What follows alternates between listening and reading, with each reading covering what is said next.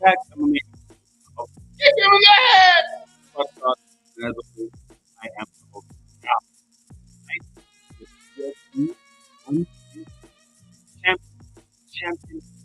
Division. Let's get straight into the card early card. We are now in the first fight on the main. Ooh, the fight between Tabato, the Glory of Tochimolele, and Lecture Gumbi. And wow, if you're not watching EFC 134, you should be. This is a good fight. Molele is absolutely lighting up Gumbi. Gumbi was my dog pick for this fight card. I thought he was going to be able to do something, maybe an upset, because he had like 3.3 odds against him. So crazy money if he wins. But Tabato Molele is smashing him. He's beating his ass. He's kicking his ass, to be honest with you. So, bad pick from me. But so far, so good for Tabato Molele. Very, very good fight. His ground game is really good. We talk about him being from Mamelodi Warriors and it being a kickboxing gym. But, man, right now his grappling is on point. His jiu-jitsu is fire. Not seeing many attempts at submission, but lots of ground and pound, lots of elbows. So far, so good in this fight. Okay, well, to everyone who's watching, if you're watching live or you're watching on playback, let's get into the prelims. Who won, who lost, how it went so far. Like we called it, Stefan Diedrichs with his first win in MMA. Congrats to him. He won by submission. He was not about to mess with the boxing record of Mklanga. So he went in, got the armbar. Well done to Stefan Diedrichs. Then we had King Kela up against Boyka Bota. Garcia Kinkela came through with the win in that fight. Shout out to him on his debut. The debutants put it down, and Kinkela came out with the win. Then in the fight between Kapinga and Bellum, it ended in a draw. No one would have seen that coming, but it ended in a draw, and so that fight, no winner there. Oh, and this fight here that I'm watching, Molele versus Gumbi. Gumbi is being smashed. Molele is all over him like a rash. His top control is phenomenal. Yes, Gumbi might not be the best on the ground, but the work that Molele is doing is très magnifique. Then in the next fight, we had Jason McKay coming up against Gaylor Sondi. And it went the way we thought. Sondi got smashed. McKay is a problem. And he has now entered the lightweight division with a lot of noise. 2 good wins under his belt. Then in the fight between Hinda and Ngobo, as we said, unfortunately, Becky Ngobo hasn't really shown anything in his career. And Veja Hinda exposed it. Shout out to Veja Hinda for what is a great win. Then in the next fight, this I didn't see coming. I did not see this one coming. We had Alex Suzuki up against Glody Kanzeko. And Glody Kanzeko got the win by decision. Shout out Glody, boy. Woo! Next time I see him, he's going to be so happy. He hasn't had a win in a while. So he's going to be really happy about this one. Shout out Glody Kanzeko for the win over Alex Suzuki. Decision win. And now we are on the main card of EFC 134. Lino versus Chukwu, champion versus champion. Juliet Chukwu fighting at her preferred weight class at flyweight. She's the current bantamweight women's champion. But yeah, let's get it. Let's go.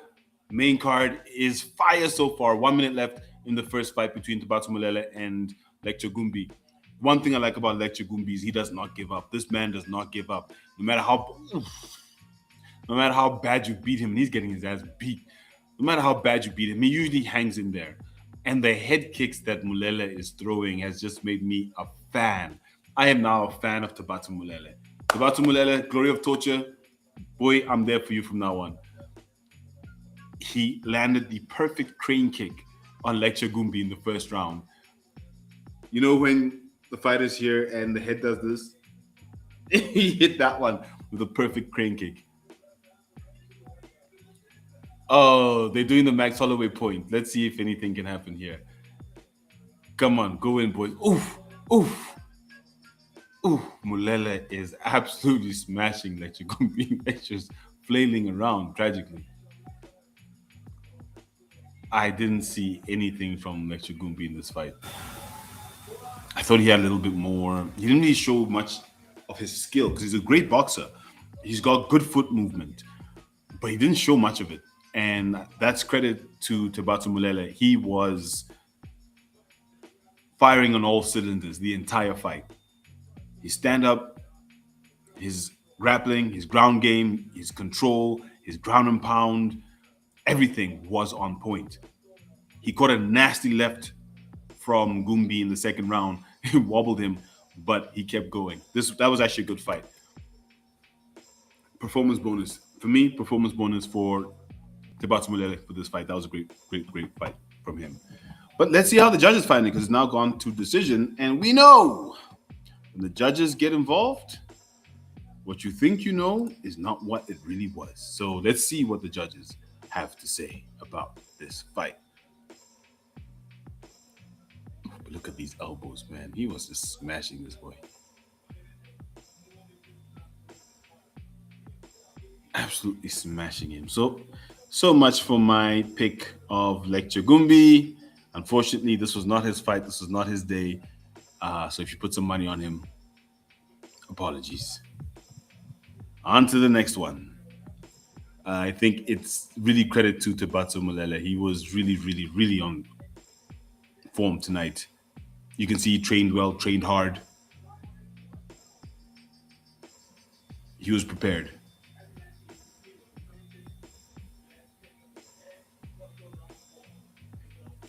Let's go to Khotso Bilal Ramopo for the decision.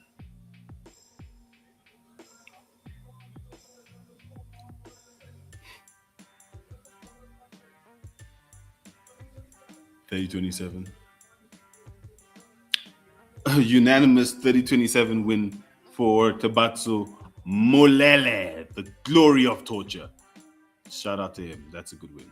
Very good win.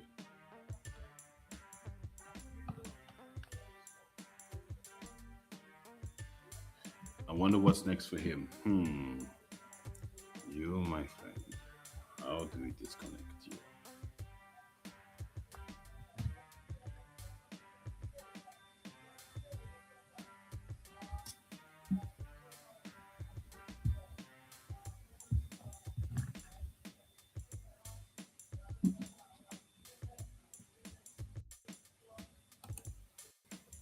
Okay, there we go.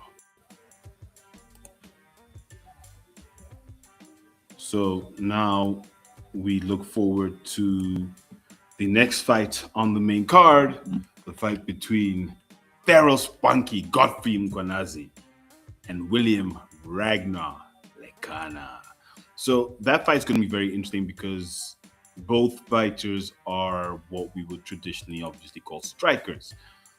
Godfrey's a fantastic boxer fighting out of Godfather MMA with Billy the Kid Oosthuizen, the current featherweight champion.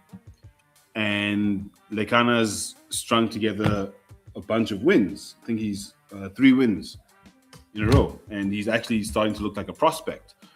So it's going to be very interesting to see how this fight goes. If Lekana can neutralize the boxing of Mkhwanazi, or if Mkhwanazi can, I guess, have a well-rounded fight and show different aspects of his game and get the win. Because Pharaoh Spunky is not bad on the ground. He's pretty decent, even though he has been rear naked choked at least twice in his past 5 fights. But he is fairly decent on the ground. So I wonder how Lekana's ground game is in that case.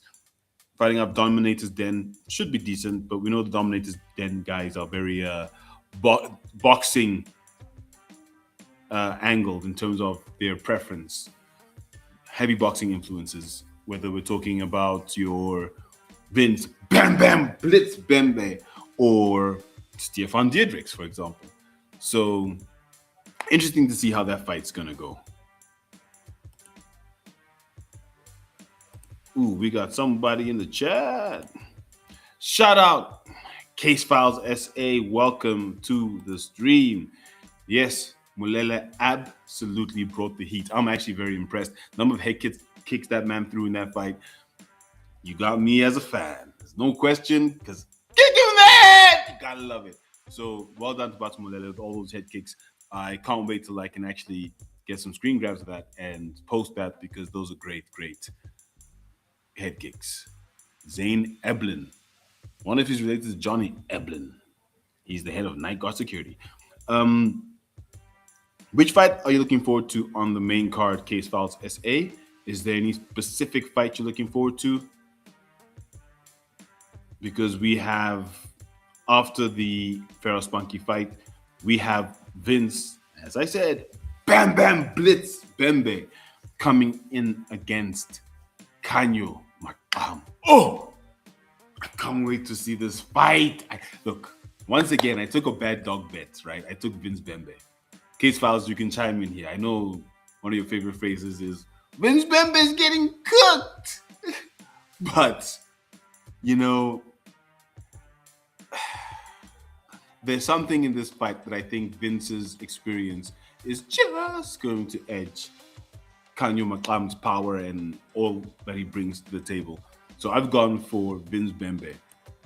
Yes, I saw that. It's a crane kick. I saw that crane kick. Absolutely beautiful crane kick there from Tabatu Malele on lecture. Gumbi.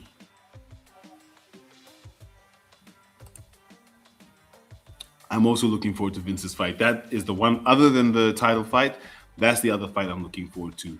Because Lukaya Maqam's wrestling, like, that guy just mauls, man. That guy is an absolute mauler. And Vince is durable, and he's got the blitz, the Vince blitz. So let's see what happens in that fight. I hope you don't cook Vince today, huh? It's so ironic that Vince gets cooked and he actually fights out of the same gym as the chef, Sianom Bembe. So yeah, let's hope Vince don't get cooked today, but Khanyo Maqam is just something else.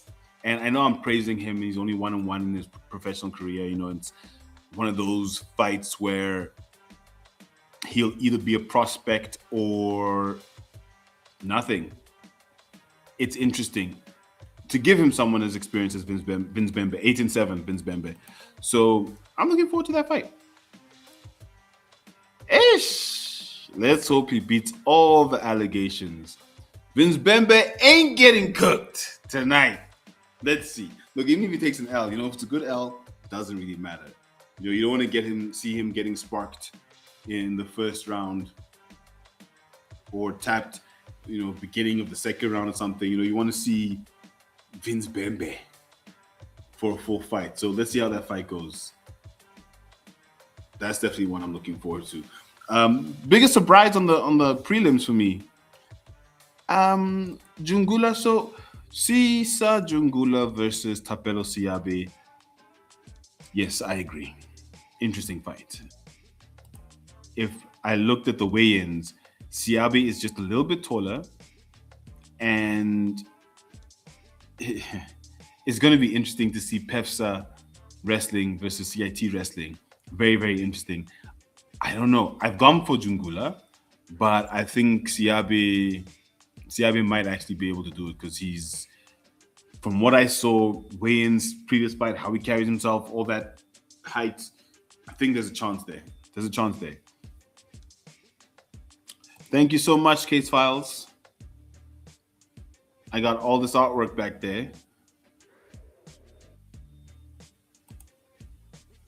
Merci beaucoup. Merci beaucoup. Yeah, so now we're looking to get into the next fight on the main card, which is taking forever, which is strange because, I mean, the last fight went all 3 rounds, but they're taking forever to get into Mkhwanazi versus Lekana. Okay, cool.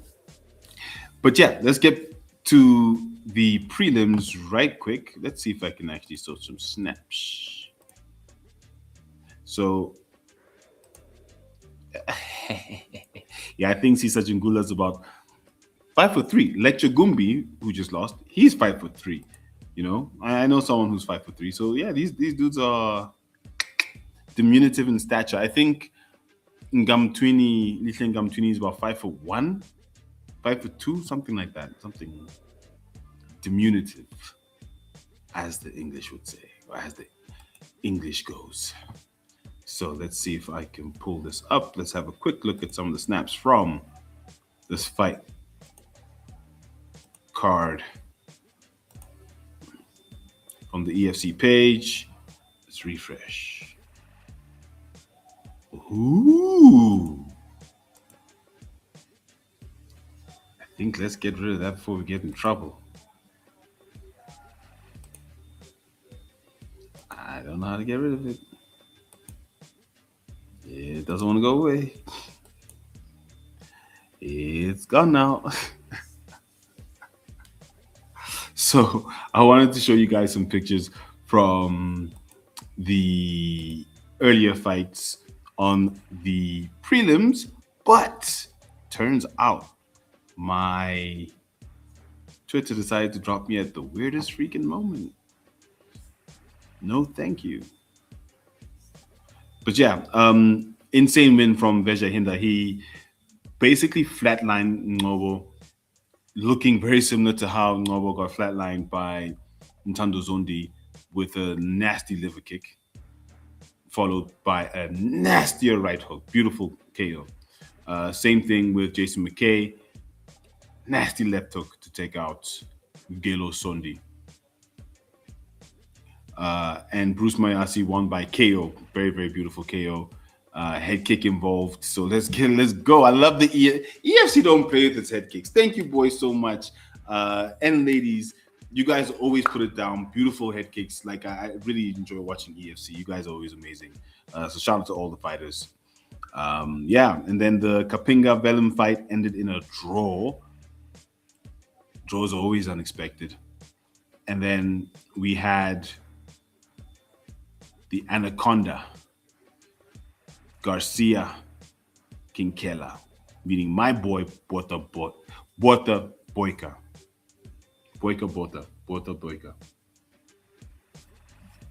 Got turned around there. And then obviously submission win for Stefan Diedrichs. Him getting his first win against a boxer. So yeah, shout out to him. Why are you suddenly not the right size? I see.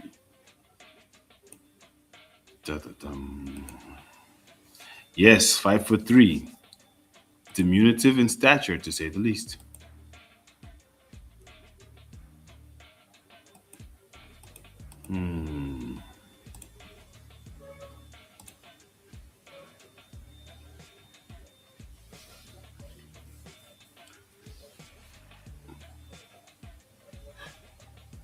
So this fight is at catch weight. Both fighters missed weight, both Mkhwanazi and Lekana. So I think 165 catch weight. William Lekana cut his hair. Yep, there he is with the chef, Dominators Den, and Cedric Doyle. Obviously, Vince Bembe somewhere in the back warming up because he's coming up next. And this is the same camp that William Ragnar Lekana comes from.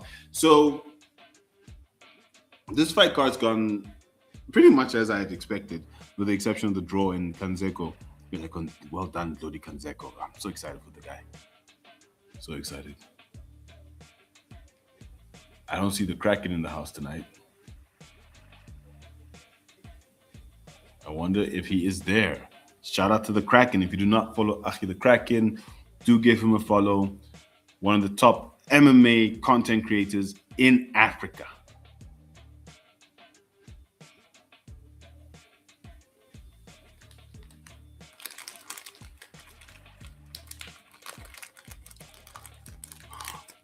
Is that my network? Oh no.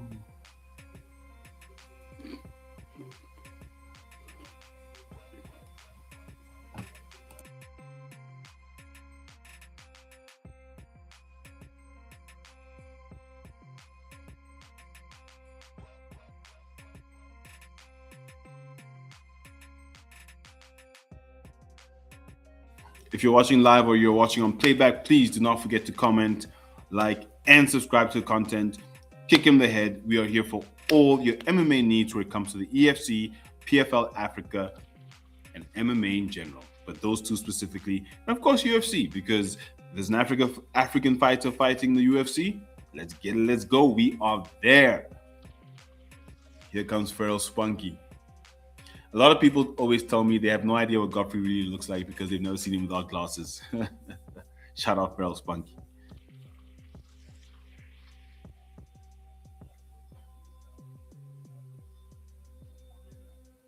Godfather MMA. I don't see Billy the Kid though. I haven't seen Billy in a while. Oh, he's walking out with JP Kruger. That's interesting. Okay. Interesting. JP Kruger walking out Feral Spunky. With referee Ferdi Basson. Because he's from Godfather MMA, of course. Referee, but he does have fighters as well. It seems like a little bit of a conflict of interest. But okay. I guess if you're not involved in the fight, then it doesn't really matter, does it?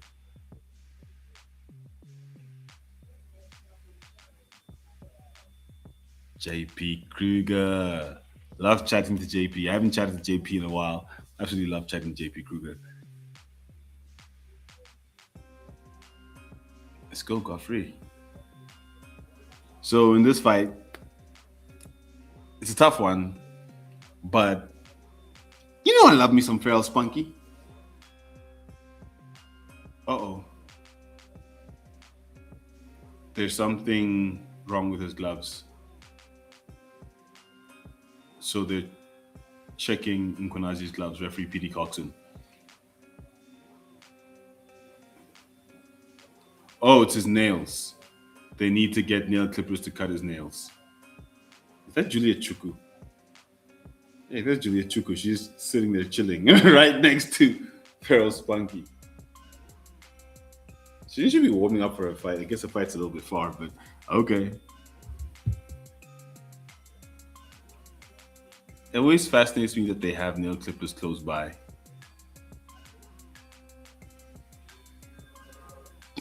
But the cameraman's right on top of these bros.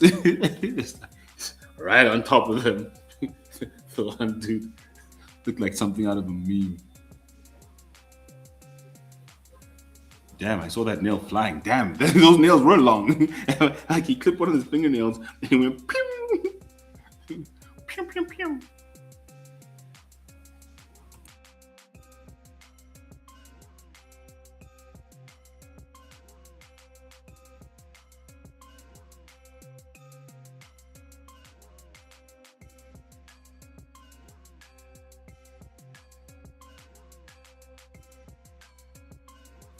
I didn't change.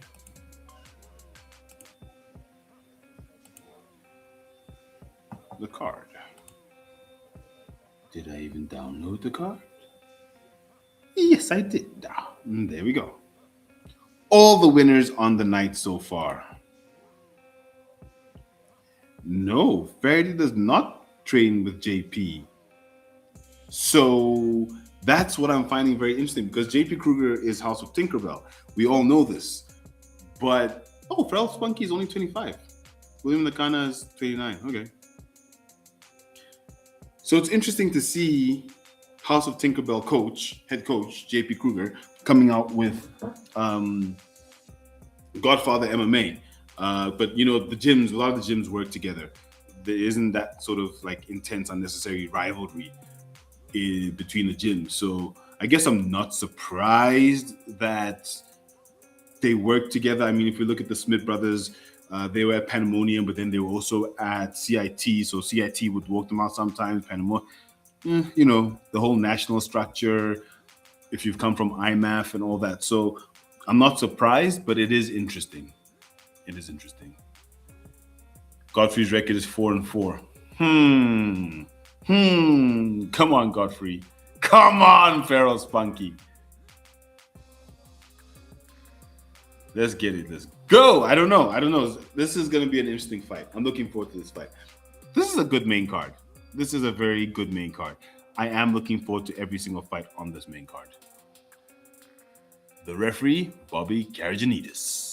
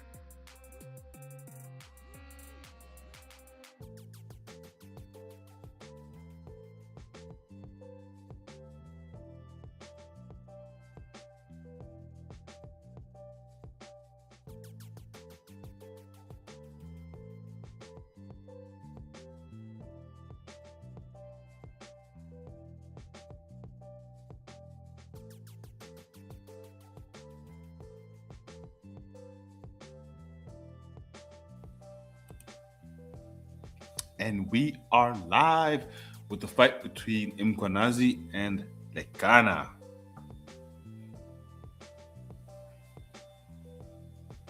Ooh, ooh, ooh, ooh, nice takedown from Godfrey.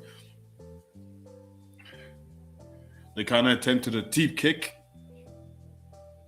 grabbed his leg, pulled it, dunked him. Nice work. Yes, he does.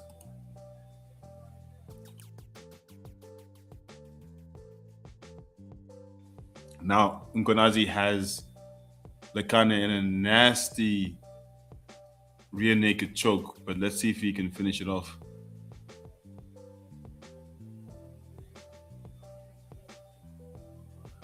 Nope. Yep. Yeah, this is the groundwork I was talking about, that Mkhwanazi is fairly decent. He's now trying to cinch in a rear naked choke. Not bad so far. He looks tiny. 5'11" versus 5'8". That's 3 inches. That's what 3 inches looks like. You look smaller, but he's got the rear naked choke. I think he knew he wasn't going to be able to box with Lekana because, like you're saying, Lekana looks much bigger, so his reach is a lot more. He is squeezing the heck out of Lekana. Lekana's turned out of it though. Well done. And now the question is Mkhwanazi gassing his arms or not? Because now he's been choking, but no results. Lekana has shaken him off the top, and there's no armbar in sight. Is there? No, he lost the arm. Whoa, good work from William Lekana. Good work.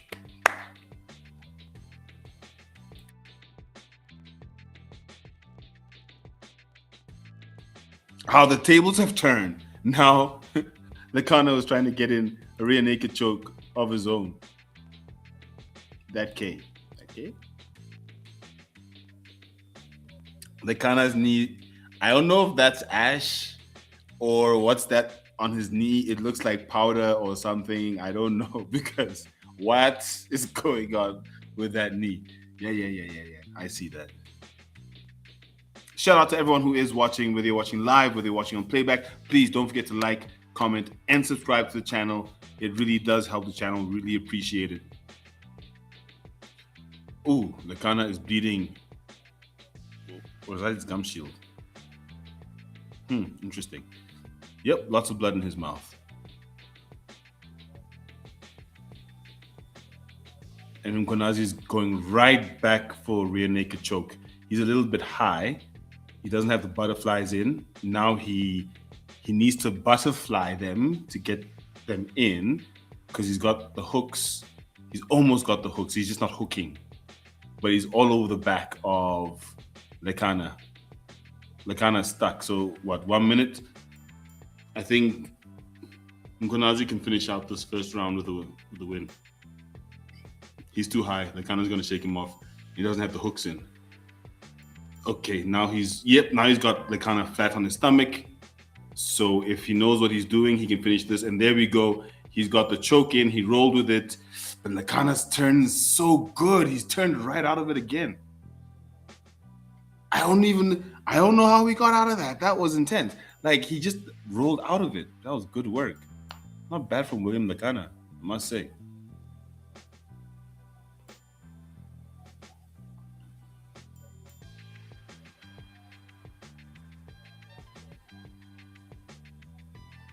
So good hand fighting from William Lekana, because right now, Pearl Spunky has been on his back for almost 2 minutes.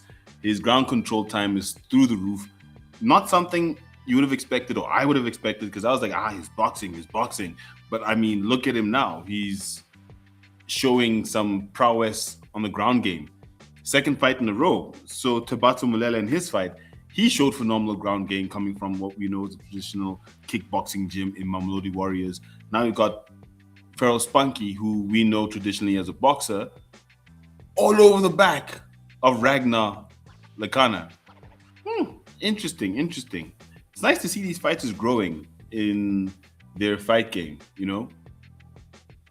fighting smart because 5'11" to 5'8", I think Mkhwanazi noted the height and therefore I think the reach difference as well between the two of them.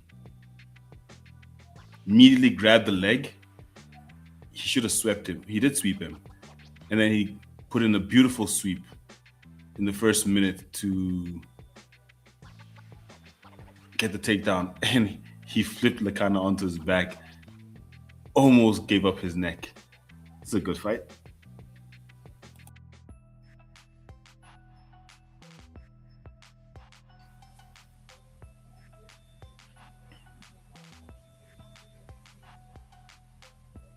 Round 2. No cracking tonight. No Yao. The EFC is not the same. It's just not the same without us. Especially the Hex. The EFC Hex is such a wonderful place. It's literally like watching underground fighting. Like, it's fantastic. It's not the big arena feel. It's this tiny little intimate venue. Love it. Absolutely love it. Kick him in the head! Attempt from Lekana. But wasn't there. Okay, now he's using his reach. Lekana's using his reach. Mkhwanazi's measuring him. Beautiful uppercut. Mkhwanazi's just measuring him, even though he doesn't have the reach. He's using good feints. This is a very good fight from Pharoah Spunky. The only thing is, and this is probably why he lost to Ntando Zondi, when he comes up against someone who's quicker or who's quick, I think that's where he struggles. Someone who moves too much, because he's a very measured fighter. So he wants to take his time. If you let him take his time, that's when he grinds you out. But the quick fighters, bang, bang, bang, bang, bang, those are the ones he struggles with. And now there's a low blow from Lekana. Ooh, tip the cup. Tip the cup.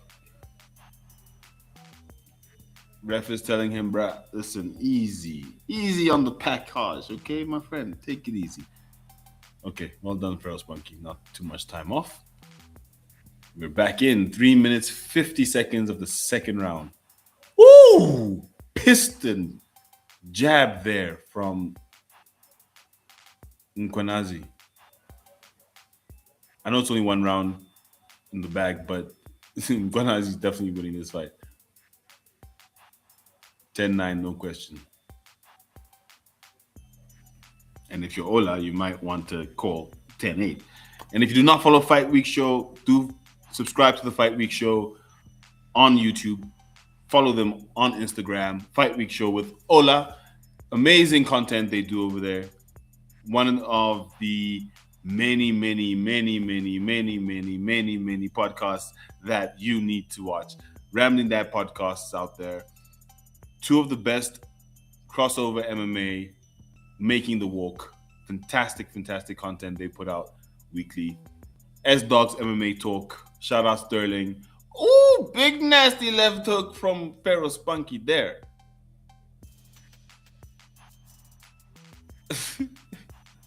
The corner of Lekana is looking spent. They're looking more gassed than he is right now.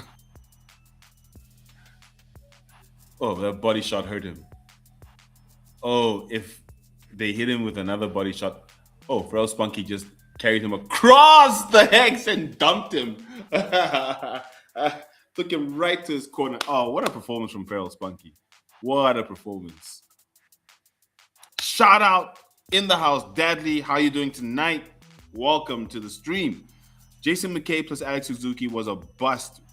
We perfectly called Stefan and Mhlanga. 100%. Look, the Jason McKay, yes. Suzuki, all I'm saying is shout out Glody Kanzeko. I'm shocked. Because he's had such a bad run. And, you know, when you have such a bad run, oh, here comes another rear naked choke from Pharoah Spunky. 1 minute, 50 seconds into the second round. I think he's going to get this one because Lekana is tired. He caught a nasty body shot about a minute ago, and there's 1 minute left in the second round. He's not going to survive this rear naked choke. He doesn't have the energy to turn like he did in the first round. This is some good work from Mkhwanazi. I am so impressed. He's still trying to hand fight Mkhwanazi. Are you serious? He managed to hand fight that Godfrey. Come on, bro. I'm giving you props here and you're messing this up, my friend. Come on, Godfrey. Sheesh. I know you're winning this fight, but you can't let the man from that position come and pull your hands off. Bruh. Listen, that's rich coming from me. I mean, you see me in a fight. Anyway, but come on, Godfrey. Sorry, yeah. So I didn't see the Galo Sondi win. Sorry, the Glody Kanzeko win coming, but I'm so happy for Glody. He's been needing this win. He's had a tough run, catch weight after catch weight. And when he did get a fight on his weight class, they cooked him. It's been tough. So I'm really happy for Glody Kanzeko. And I don't know what to say about Alex Suzuki, to be honest with you. I don't have any words right now. Dadley says, Yao, we were on Glody when he fought Sita. Why didn't we see it coming here? Look, because he got cooked by Sita, man. Sita cooked him in like minute, like, or was it 40 seconds? Something crazy, quick, cooked him, you know. And that was the only fight he's had in a while on his weight class. Everything else has been catch weight. Oh, attempted rear naked choke by Lekana at the end of the second. So I think his 3 fights before that were a catch weight. So he's just been up and down, not really knowing who he's going to fight, how he's going to fight, and all that. And that affects your fight game. So I think it was tricky for us to know where he is mentally, right? And just in terms of readiness. And I guess he proved it against Suzuki. Although Suzuki is suspect. I mean, his debut, he lost because it was 3 disqualifiable offense. 3 fouls. A low blow, eye poke, and something else, shots behind the head. I mean, come on. So, hey, even Suzuki, I don't know, bro. Like, I don't know, Dadley, about Suzuki. We'll see. We'll see what happens to him next. But Farrell Spunky. Godfrey Mkhwanazi. What a performance. What a performance. This is a performance. This is how you fight. But like I said, I wonder if he struggles when he comes against someone who is quicker, someone who is not waiting for him to pick his shots, but making him work. Because that's not what Lekana is doing. Lekana's fighting his own fight, but it's not challenging enough. So Mkhwanazi is just beating his ass. Just beating his ass. Tonight, they're just beating each other. That's his Mulele beat Gumbi, beat him up. That's beating someone up.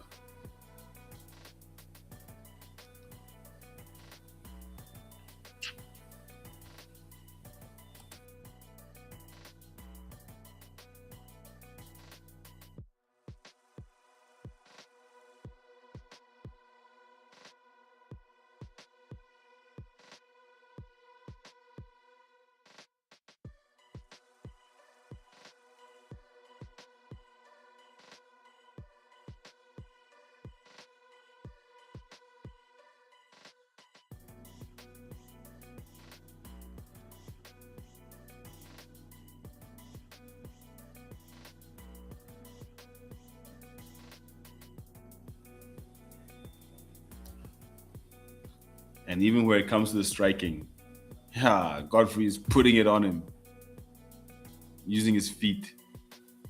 My question, I guess, is what's next for Godfrey? Who's next? 4-4. He's now 5 and yes, I'm giving him the fight before the judges do. He's now 5 and before Lekana can. Hey! You see? Yeah. Looked like Lekana caught Mkhwanazi. Mkhwanazi looked and he's like, nah.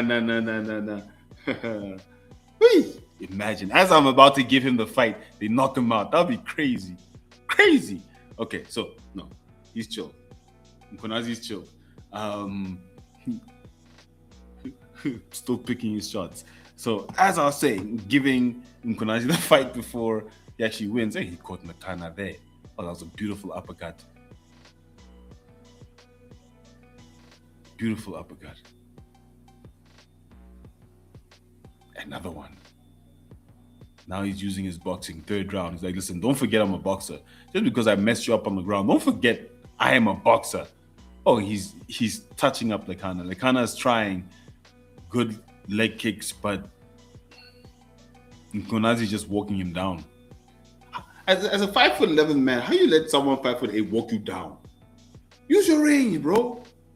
That's what it's for. Teep him, do something. But I mean, you're the taller guy. You can't let him walk you down like this. It's ridiculous. Better from Lekana. But every time he catches Mkhwanazi catches him right back.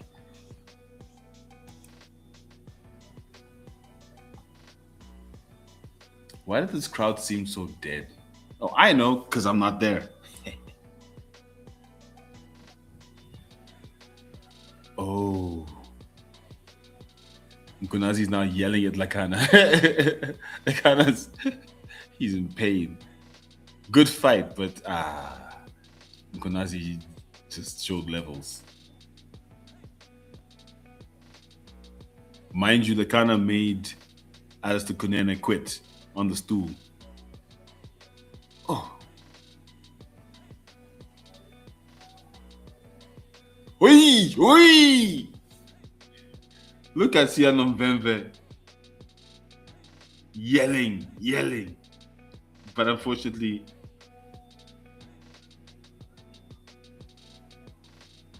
Mkhwanazi tried to go for a leg lock. Oh, there's blood. You don't see blood often in the EFC for some reason. I don't know what these guys are hitting each other with. But Lekana's bleeding. Well done, Mkhwanazi. He actually got some blood out.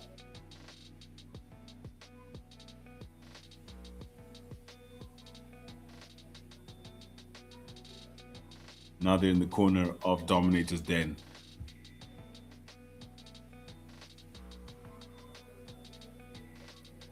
Interestingly, I don't see JP Kruger anywhere in the corner or near it. He was just walking him out. Okay. Oh, what a sweep from Mkhwanazi.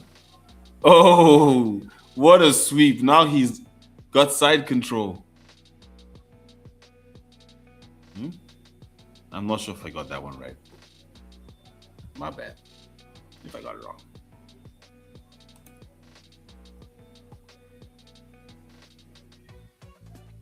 Ten seconds left. This fight is done. Well done, Godfrey and Mkhwanazi.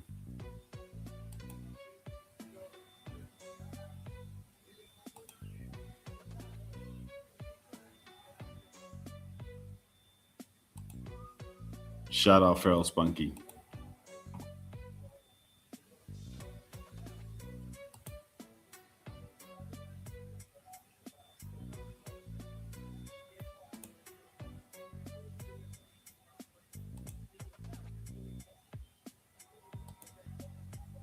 It's just crazy he didn't manage to actually get in any of those rear naked choke attempts. Because he had quite a few. I mean, in that one, yeah, I was like, bro, you can't let the man roll away from you like from that position. But he closed out the fight, still 3 rounds. But, you know, finishing is important. You need to finish to make sure that the judges don't get confused at the wrong time. You know what I mean? So I guess Lekana's defense was also pretty good, sure, but you got to close those out. Look, and I'm going to give him this fight before the judges do. I'm about to put his name right up there as a winner before we've actually got the result. Because I don't think the judges are going to get confused. If the judges get confused, oh my God. That's all I can say.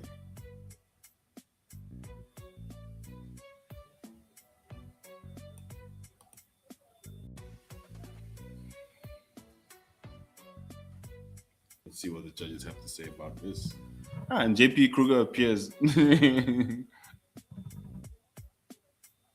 Hey, they beat Lekana. Hey, he's bleeding. Oh, sorry, bro. You're okay. You're okay. Man things. You did the man dance. You did it well. Well done, William Lekana. Well done. Took a beating. You took a beating. Well done to him. That's a fighter. Yeah, I'm liking William Lekana. Mkhwanazi showed levels in this fight, but coming off his previous 3 wins, I'm liking William Lekana.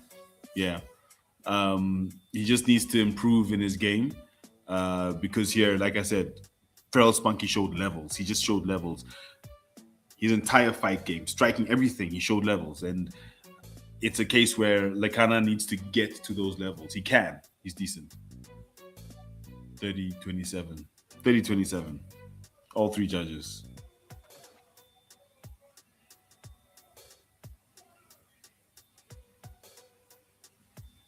All three judges. Yep, let's go.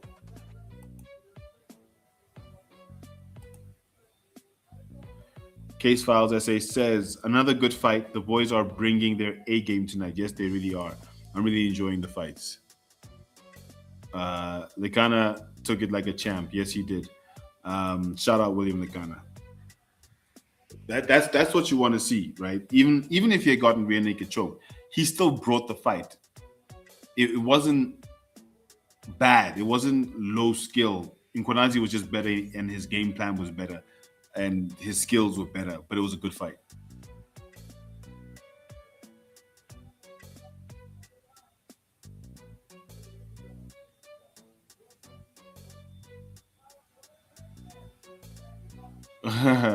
Shout out Mkhwanazi. Mkhwanazi knew what he wanted to do tonight, and he executed it. Yes, and he's even like, "Hey Graham, I know you're not my biggest fan, but give me something."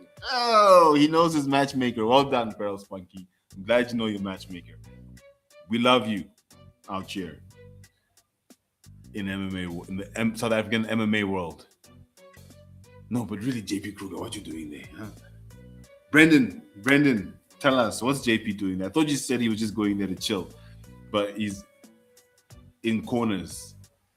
And what's your relationship with Godfather MMA? Brendan, tell us. You'll tell us. That was a good fight. And if you missed it once again, prelims, Diedrichs by armbar. Woohoo! Can you believe it? Bare knuckle boxer wins by armbar. That's the headline for that fight in Diedrichs versus Klanga. Ooh. Hi. It's back. Ooh, Faiz Jacobs, the troublemaker in the house.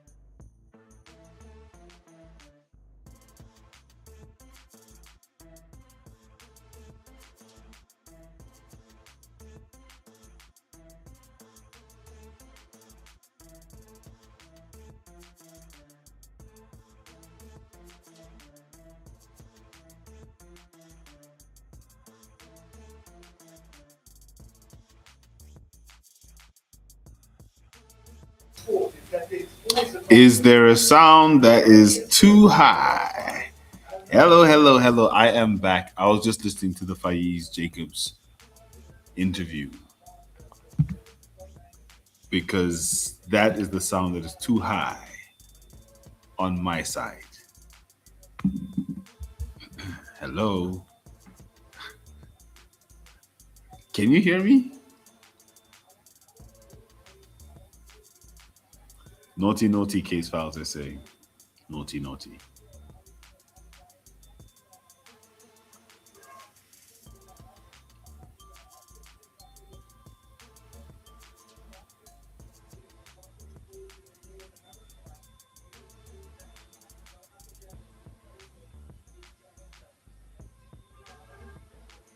But we know who the challenger is. It's Gift Walker. Why are you acting all cryptic, Graham? We know that the troublemaker is fighting against the Daywalker. Why is he being cryptic with it? Against someone you will find out. Fine, I guess if you're someone who doesn't watch EFC, you wouldn't know that it's troublemaker versus Gift Walker. But okay, that's going to be a good fight. So we talked about this fight between Brendan Jenkins and myself in the prediction show about how good a fight this is for the bantamweight title between Faiz Jacobs and Gift Walker. And right now, with what they've both done in their careers, the level of skill they've got, who they fought, they've both been to UAE Warriors. Faiz is a double champ. He's won the title twice. Gift is a former interim champion at Flyweight. So he's also a former champion. He's fought lots of names. He's fought legends like Nkazumulo Zulu. So this fight is the best fight I think the EFC could have made in any division.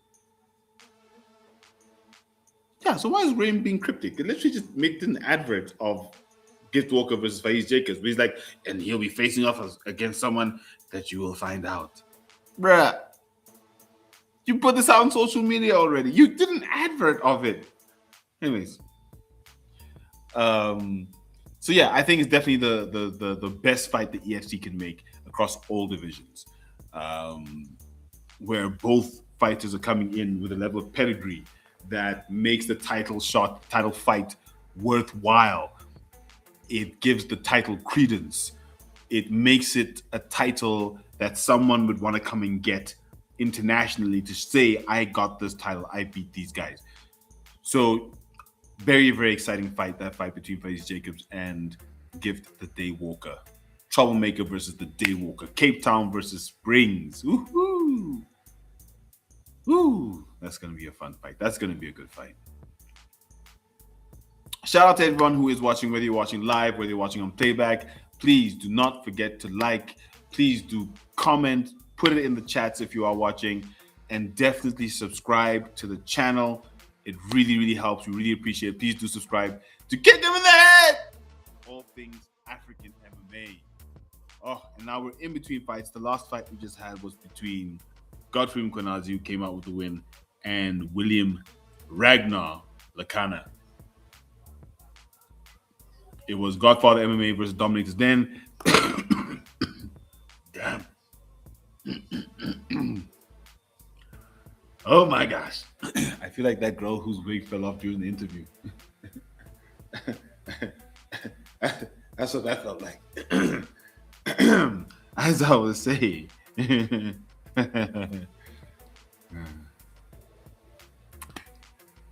Feral Spunky came out with a win against Lekana.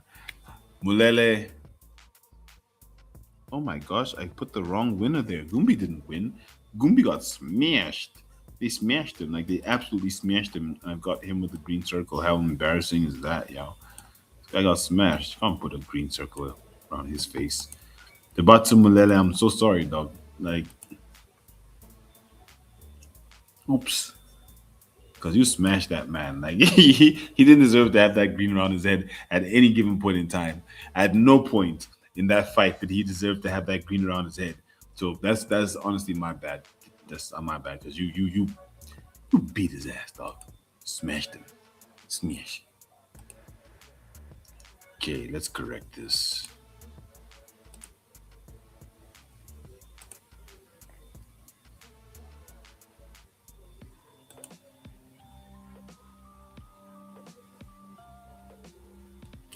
Boom. gosh. And now, what's going on with me tonight? Now, I've put on who I think is gonna win. I've put that Vince Bembe is getting cooked. You know what? Let me just leave it. Let's see if Bembe gets cooked or not. And then either I'll be embarrassed and eat my words, or I'll keep it up. I'll keep up the image that's there. Let's see. Let's see what happens. Because that fight has not happened yet. It's about to happen.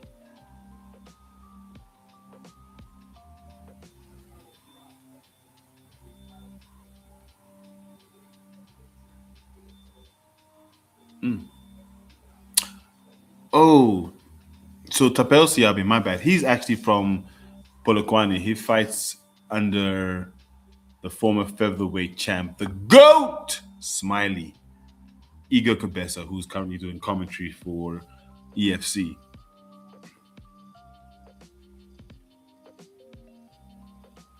Wait, what? That was a bit confusing. First, they put up Khanyo,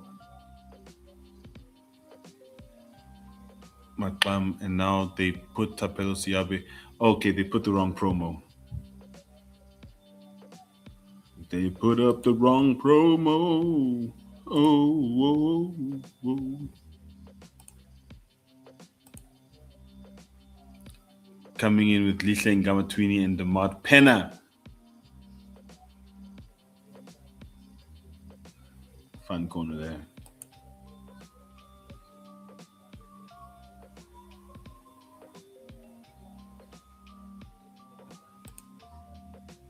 The former versus champ. Former versus lightweight champ. I thought it was middleweight. That's my bad. I think he fought middleweight amateurs. And he cuts to lightweight. Why are there dogs barking? Uh-oh. This is a horror movie then. I got trouble.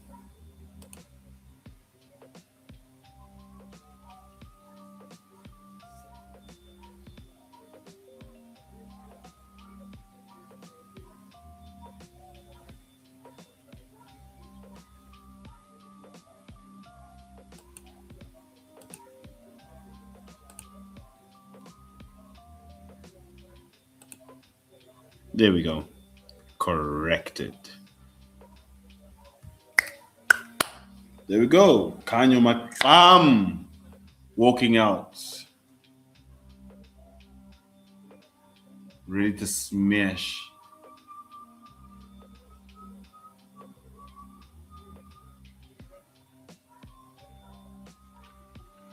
I wonder how this fight's gonna go. You know, if Vince Bembe hits the blitz, the bam bam blitz, you know, bang, bang, bang, bang, bang, bang. Does Maqam just stand there and go bang bang bang bang bang? Like, okay, now what? Does he just like after the first bang bang just like hits an uppercut? Like, what's he gonna do? Is he just gonna block? Is he gonna throw a head kick? Is he gonna grapple with him? What's he gonna do? Because you know the Bembe blitz is gonna get you. Woohoo! Dominators then, Vince Bembe. You know, I've never seen Vince Bembe without his beard. It's a big mosquito. General Calto's business. Never seen him without a beard. I don't know what he looks like without a beard.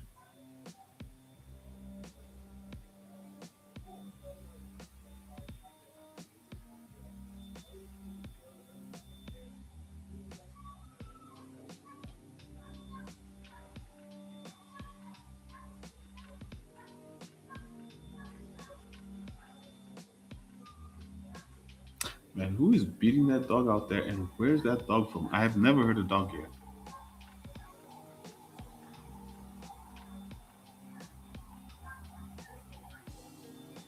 Now one sounds like it's being assaulted.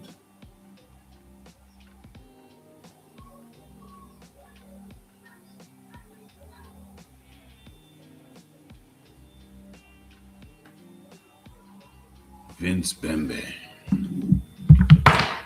About to take to the hex against someone who could be a rising prospect or a prospect rising star if he can dominate the man from Dominator's Den.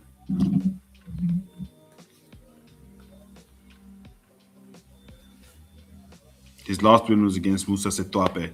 Bad news! But bad news has been bad for a while. He just hasn't been able to get the wins together. He's missing that fire, that aggression that you need. So it's been tough for Musa Setwape. 34 versus 27. Maqam is 27. 5'9" versus 5'11" in favor of Maqam. The reach 66.9 inches versus 73.2. Once again in favor of Maqam.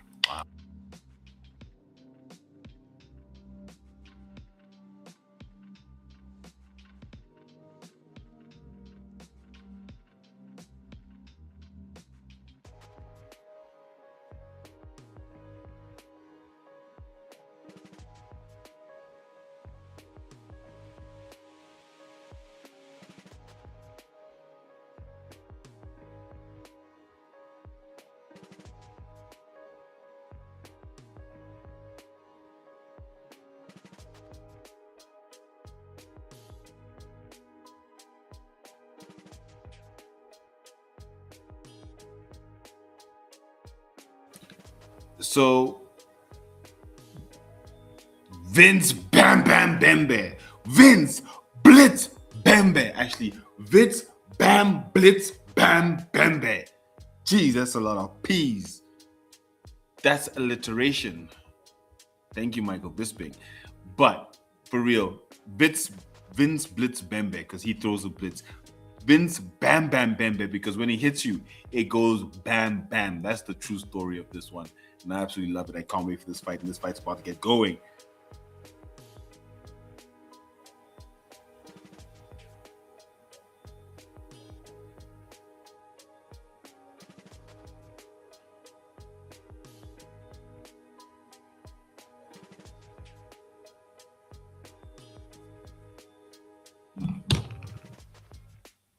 Let's go. Let's see how it starts. Who goes faster? Who goes slow? Who controls the space? Who throws the feints? Oh, what a leg kick and a block. Oh, what a kick from Bembe.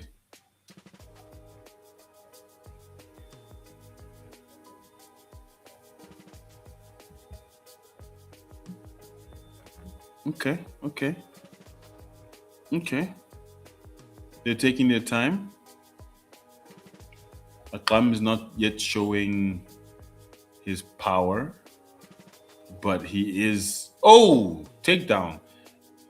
It was such an open shoot. He just shot, but he got it. Double leg, and down goes Bembe. He's collected the legs already. Jeez. And he's got the Mount Penna in his corner, so I'm not surprised. And he's letting come between, so his ground game is going to be amazing. He's collected Bembe's legs, and Bembe has got him in a loose guillotine. It's more of a, it's not even a giddy. He's nowhere near his neck. It's kind of just holding him under the armpits, which is not ideal. It's not what you want to do. Okay, he's let go now. Whew! This is one fight that's got me excited.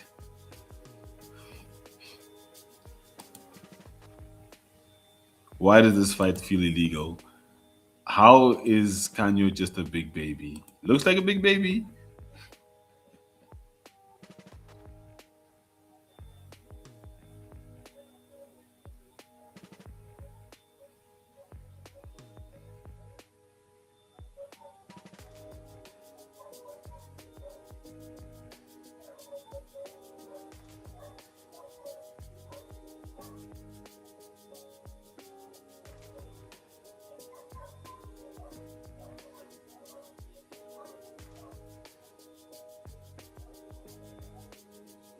Oh, nasty elbows from Yeesh!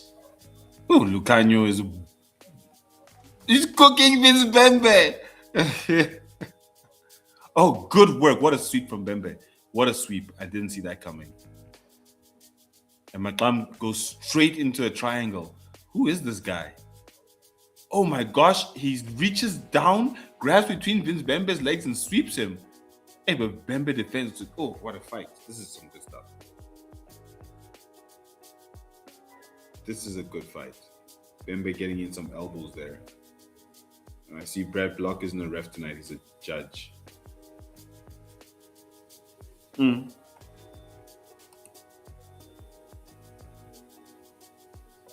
Yes, it does.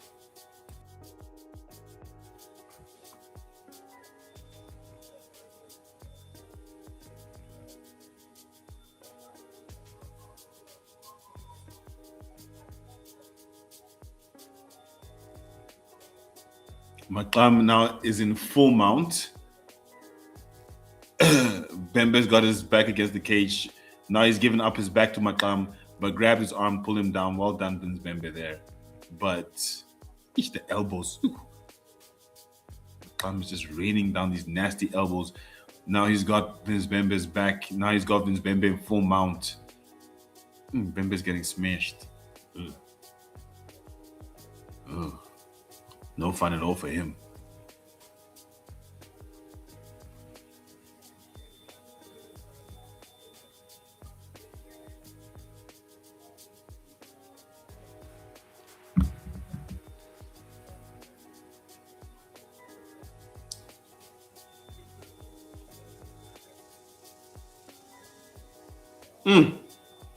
Maqam has his back. He's just all over him. And now he's got hooks in. Ooh, almost had both hooks in. But Bembe defended very well. And now he's got both hooks in. Maqam is on his back. 42 seconds left. I don't think there's enough time for him to win this fight in the first round. But what a performance for his first fight in the Hex. They're busy fighting with each other's legs. He's trying to get the hooks. Bembe keeps on kicking back to stop him from getting the hook in.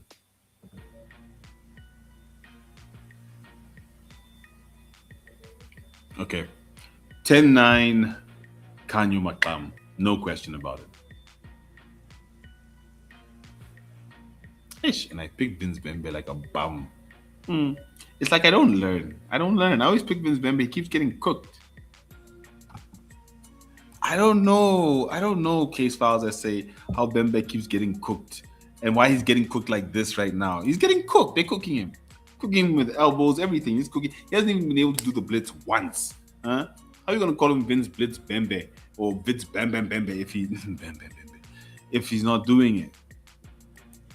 Yeah. Hey, they're smashing this guy. Dominators then. They're not dominating on this card. It's unfortunate. The guys are getting smashed. Lekana got smashed. Now Bembe is getting cooked. So it's unfortunate business, yeah. But so far, so good for the man from Ibeja.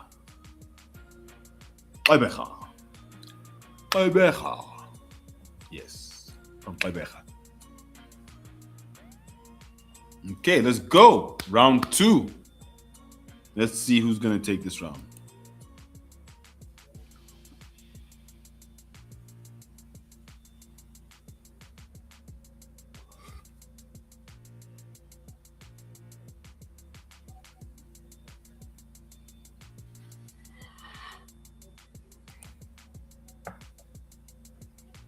Ooh, big liver kick from Maqam. Hey, there's Preggy. I have not seen Preggy in a long time. Referee Preggy, or official, MMA official, Preggy Balaitham. It's been a while.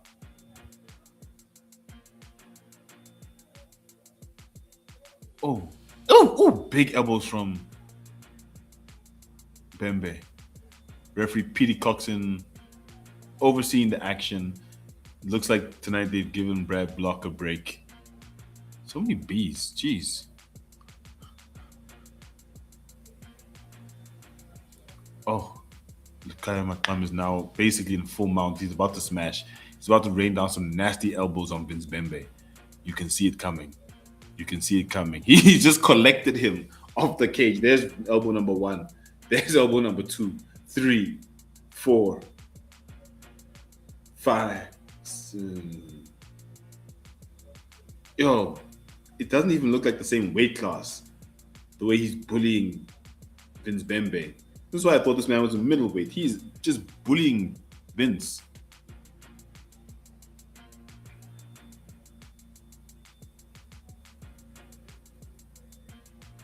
He's got 3.5 minutes to work in the second round. He's making it nasty, just rubbing his gloves all over Bembe's face. Then he throws an elbow. Then he's just got Vince Bembe's face just underneath his elbow, just like this. Oh, this is nasty. This is good work. Another elbow. But he's in full mount. So if you've been in full mount for what, a minute and a half, you need to be good enough to finish the fight. I know Vince Bembe's defense is very good right now, but full mount for this long, at the top level, you need to be able to finish the fight. So let's see if he can convert all of this work into something. He's now got Vince Bembe's back. He's going for a rear naked choke. And we know he's a strong man. He's now got in a crank, not even a choke. Yeah, he's got a face. He's attempting a face crank, but he's not twisting. He's just squeezing as if it's a rear naked choke, but he's not under the chin. So, okay, now it's a crank. Now he's twisting. Now he's twisting. Now it's a crank. Wow, but Vince Bembe survived. Kicked out of that one. Oh, he doesn't have the hooks in. Bembe's going to turn him. He doesn't have the hooks in. He's only got one leg in the middle. Bembe's going to turn him. Nope. He still got it. 2 minutes left.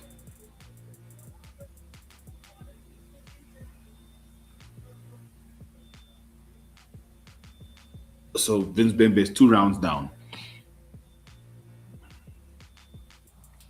He's 2 rounds down.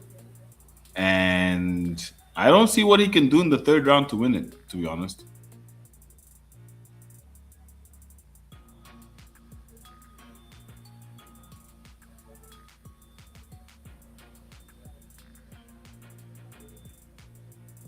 He's a huge lightweight.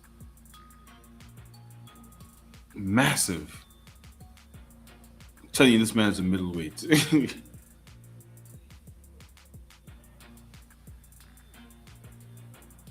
going for a rear naked choke. Now he's got a body triangle.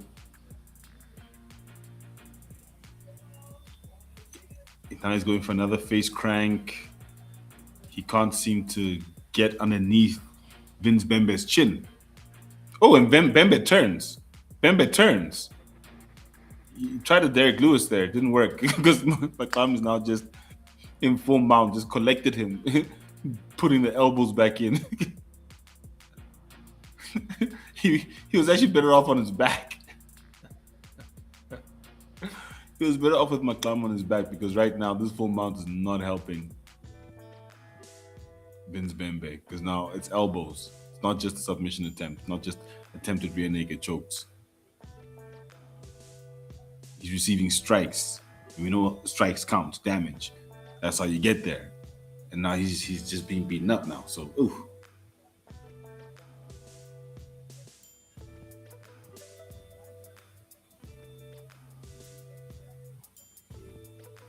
But not enough damage. So you can't question who's winning this fight. It's definitely Khanyo Maqam, right? But don't get me wrong, Vince Bembe is a tough son of a bitch. But yes, I said it like Dwayne Johnson in case you're wondering. But at this level, I'll say again, with the positions he's gotten Vince Bembe in, he needs to be closer to finishing than he's been.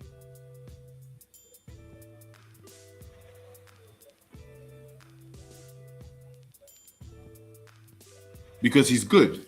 And I think this is also where Lihle Ngamtwini needs to maybe work on his game, same Pepsa, where he's decent, but he doesn't finish. And I'm sort of getting the same vibe from Khanyo. His finishing might be his issue. We'll see. I mean, this is his first fight in the Hex. Okay. He's dominating Vince Bembe. Don't get me wrong. He's dominating. It's just when you have someone in full mount for as long as he did, when you've had someone's back for as long as he did, Like I'm just putting it in that perspective. It's another thing when you can't even get the guy into these positions to let alone finish it. I don't know. Let's see what happens in this third round. He's definitely 2 rounds up. It's 2018 for me. Oof. Oof. Spinning elbow. Sparta kick from Maqam. Bembe is on his heels. Just being worked back. Kick him in the head! Beautiful one from Maqam. Those elbows he catches every time he goes in for the double leg are not cute. Right on the side of his head. Full mount again. Now, Vince Bembe, how do you give up full mount like this so consistently at the beginning of each round? I mean, come on, Vince. Come on, man. Anyways, once again, my thumb is on his back. Elbow, yeah, time. Elbow to the back of the head. Elbow to the back of the head. This could be a DQ. It was bad.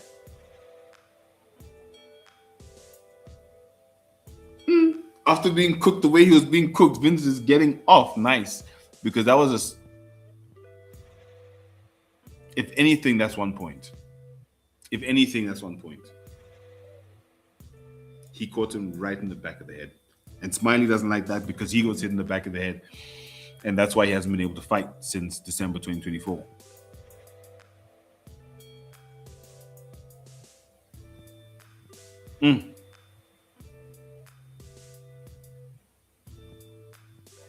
But Vince looks okay. He's really looking off to the side. No, Vince, I see you. But that was a straight shot to the back of the head. No question for me, that's 1 point. It's got to be a point.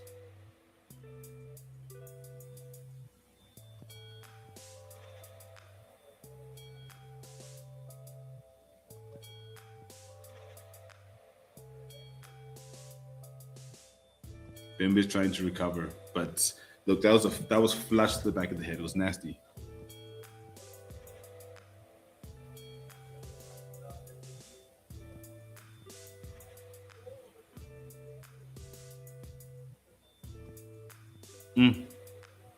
Well, at least he stood up. At least he's looking like he can continue. But you got to take a point, PD. Thunder! He's got to take a point. The ref has to take a point because that was literally an elbow straight to the back of the head, like bang, like it was flush. It's a point. It has to be. Vince, are you okay? Let's take care of the important things.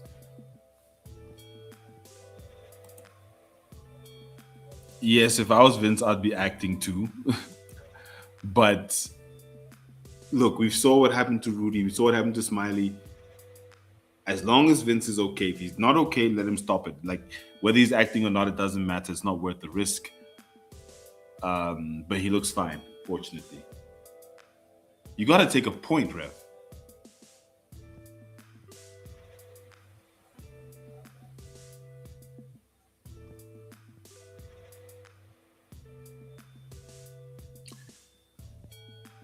PD. No ways you didn't take a point, PD. No.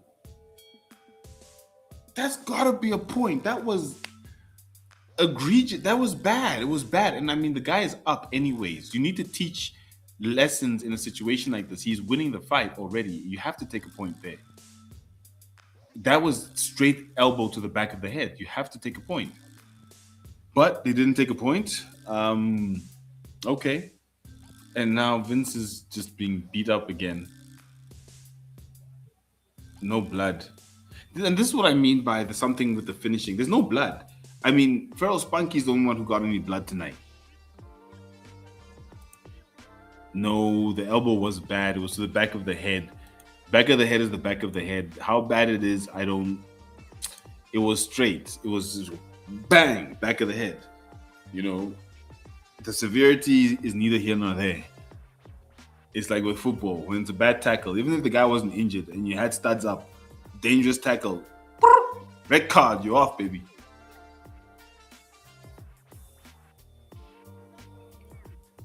So, first 3 fights of the main card all going to decision.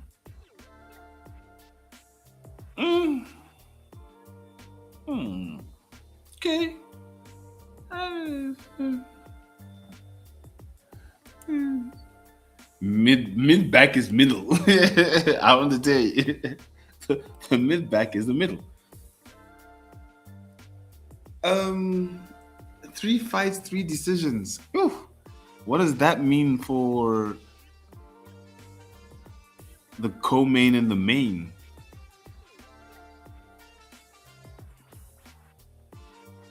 Now Khanyo is just smashing, and he's in full mount again.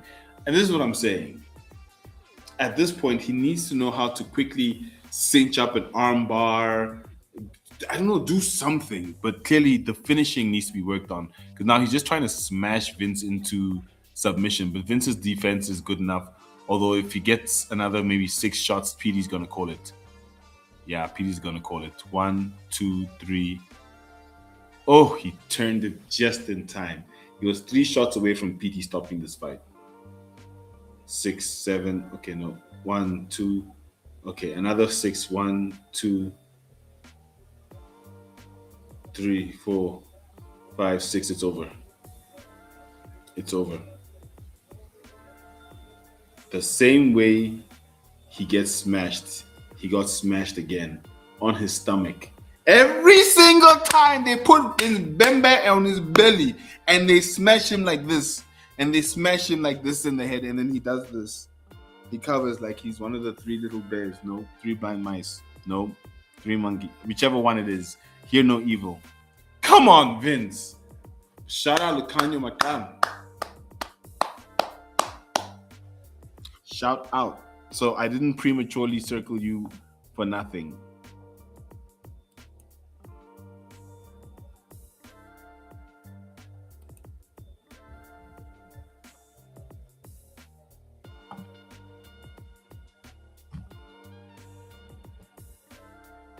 Well done, Khanyo Maqam. Vince Bembe got cooked. I think it's because they have the chef in their gym. And these guys keep getting cooked because, you know, chef needs to cook something. Someone around him has to cook. So it's his boys. I'm sorry, boys. I'm sorry, guys. I still think the ref should have taken a point. Good win, but the ref should have taken a point.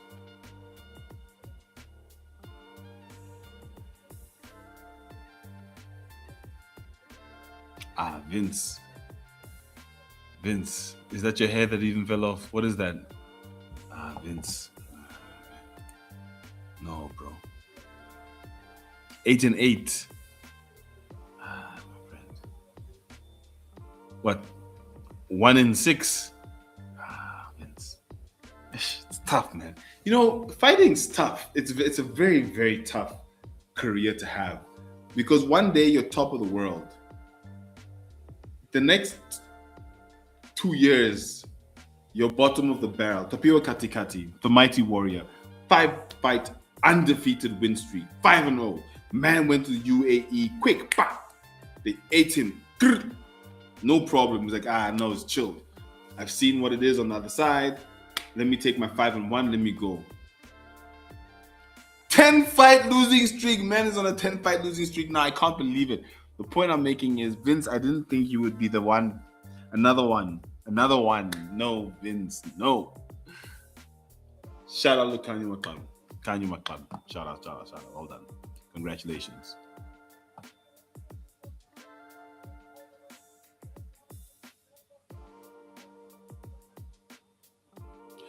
This is him saying he's a prospect. Vince has become a journeyman, but Vince Bembe is now a prospect. The fights are good, though. The fights are good. Case files, I say. I just wish I had a finish. You really enjoying the fights? They're not wow, though. Yes.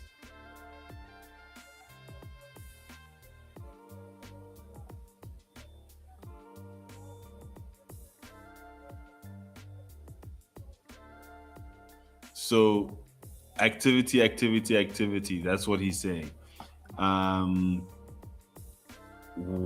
what's that smell? Did Lino fight yet? No, Lino did not fight yet. She is 2 fights away. The next fight is Jungula versus Seabi, and then it is Lino versus Chukwu. So coming. What time is it? So it should be in. If you take 15 minutes, it should be in 25 minutes. So around 9:30. That's when that fight should start. So you got about 40 minutes before that fight starts.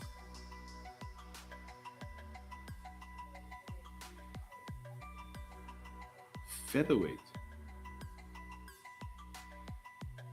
But that's a lightweight fight, Graham. You are welcome, Agent Zzz. Hope I got that one right, Agent Zzz.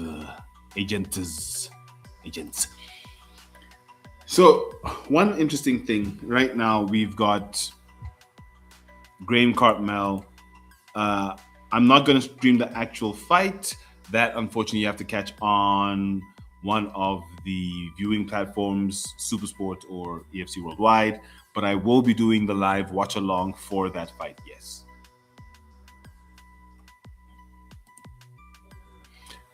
So, what's interesting is they're pushing Terrence Bourne really, really hard.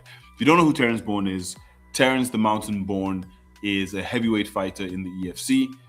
He is next up for the title against Adama Diop, who's the current EFC heavyweight champion, who recently won it off Triple H Chikasa.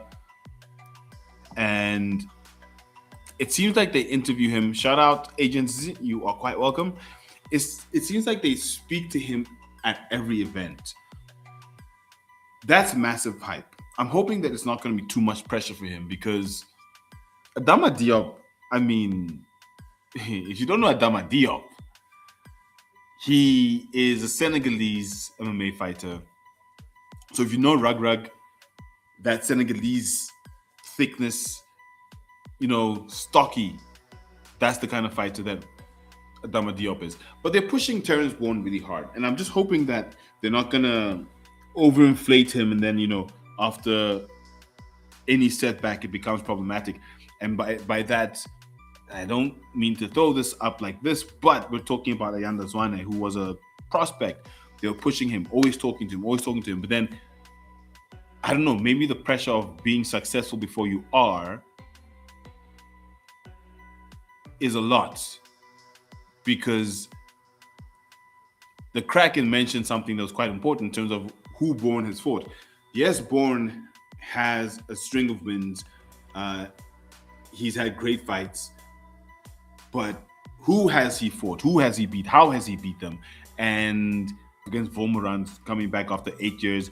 If you look at those sorts of things, I wouldn't say he's had an easy run because the heavyweight division A is not easy. B, unfortunately, right now it's not the most active. But I'm hoping that the pressure that they're putting on him, because he's a young, active, very cool heavyweight. We don't have many of those around right now in the EFC.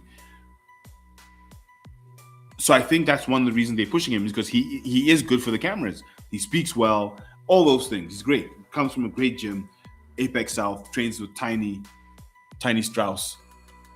And I'm just hoping that it doesn't affect him because these things do make a difference down the line sometimes. But yeah, shout out to Terrence Plenty, the Mountain Born.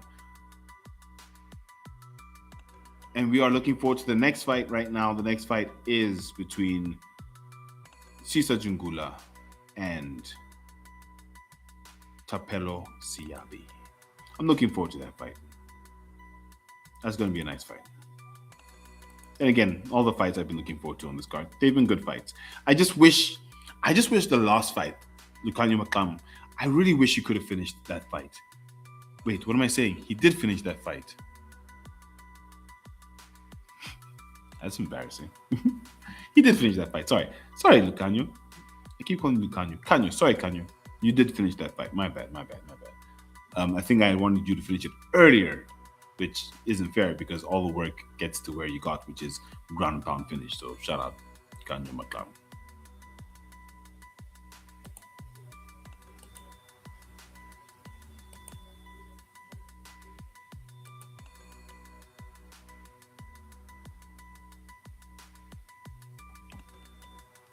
Let's go. It's now time for Jungula versus Seabi.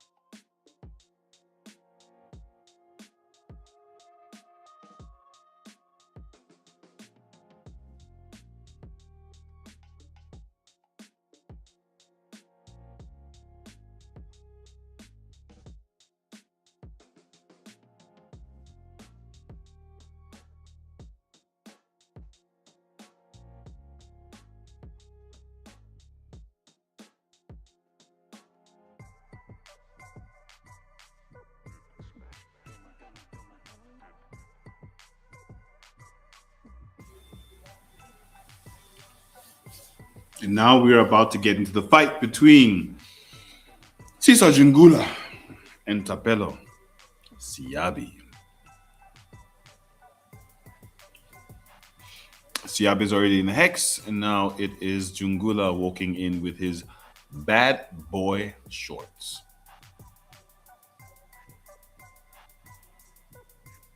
Let's see how this fight goes. So this fight is going to be interesting because both guys have a good wrestling game. Shout out to C Neki Nokia. Along. Unfortunately, it is not legal to broadcast the fights here on the channel, but it is time for the Jungula versus Seabi fight. Seabi coming in the older man by 1 year, the taller man by 3 inches, but he is 1 inch short in the reach. The man with the longer reach is Sisa Jungula. Very interesting. Shorter by 4 inches, but equal on inch. Sorry, ahead in reach. Okay. Yeah, Seabi does look like he's got short arms. You can see it. 2 and 1, 5'5". So he's giving up 3 inches. Jungula's giving up 3 inches. 3 and 1 Jungula. Fighting out Abeja.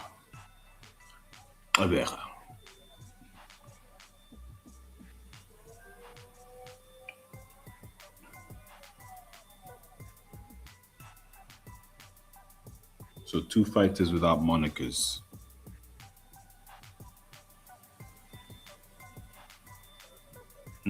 Let me see, what nicknames can I give them? Sisa.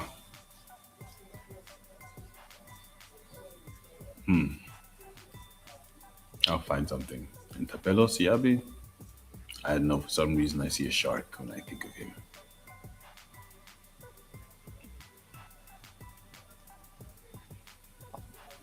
Oh, there's Kraken. He is there tonight. He's just seated in the other corner. Shout out Achi the Kraken. If you don't subscribe, do subscribe. Great MMA content, African MMA content.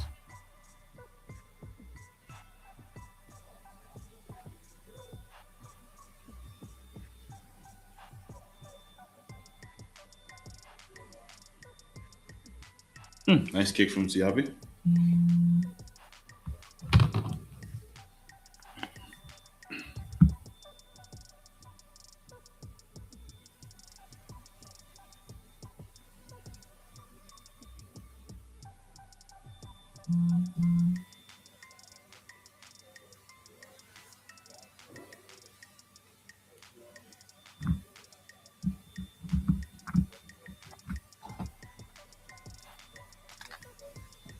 So far, Jungula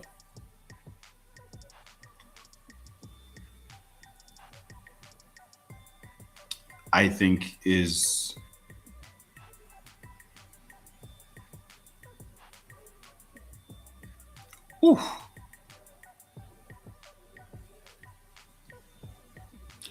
so far,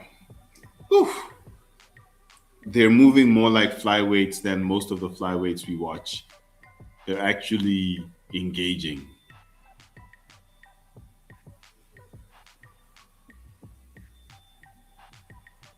The flyweight division has suddenly become full of dancing power punchers as flyweights. You know, they just want to throw power punches. It's power punch after power punch. But at least these two look like they're doing what flyweights are supposed to do. They're moving. Ooh, wow, what knees. What knees from Jungula. But somehow Seabi got his legs. Ooh, yeah.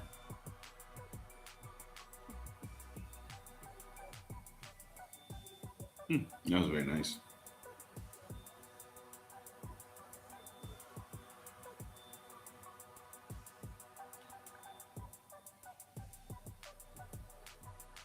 It's a tough round to call.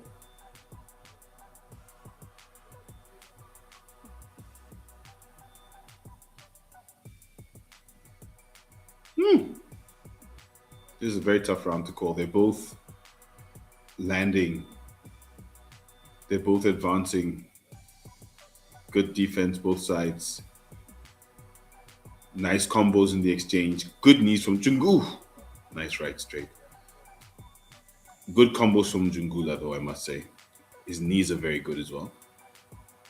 Every time they're in the clinch, he's just throwing these big knees, big knees.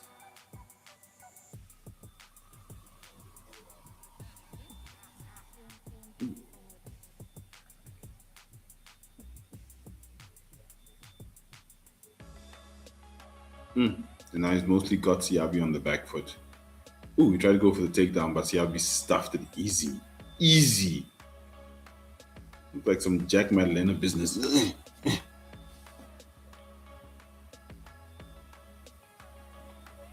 Ooh, elbow over the top from Seabi, but didn't connect.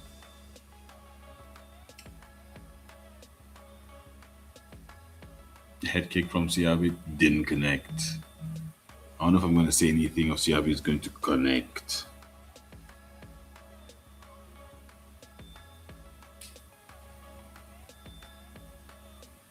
Ooh. Right into the ribs from Seabi.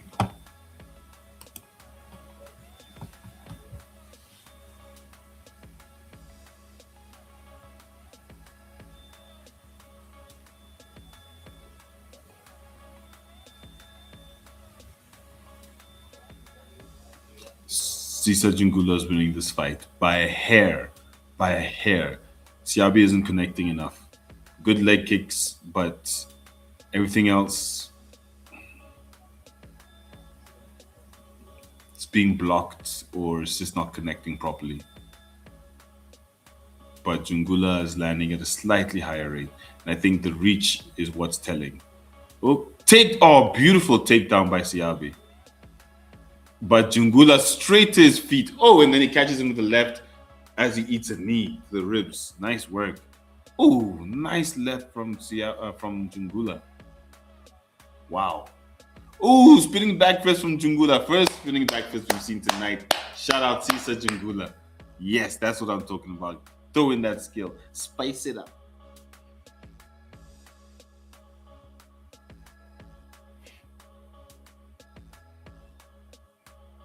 Good first round. Good 5 minutes. Good 5 minutes.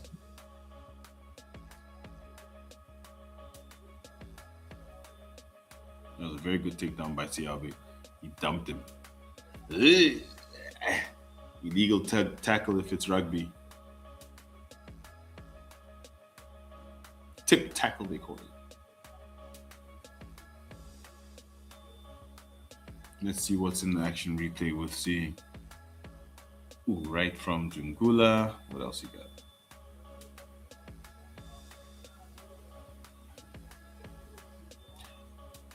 It's the combos from Jungula that are nice.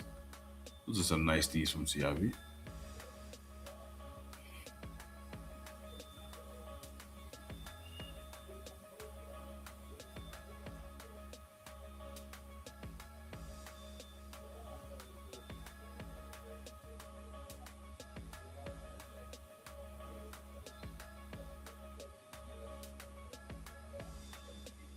Okay, round 2, let's go.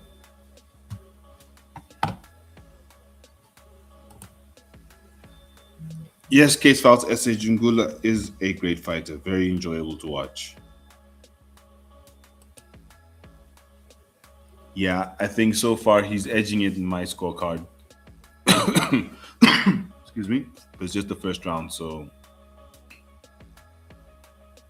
let's see how the second round goes. Let's see if he can maintain that. Ooh, good sprawl from Seabi.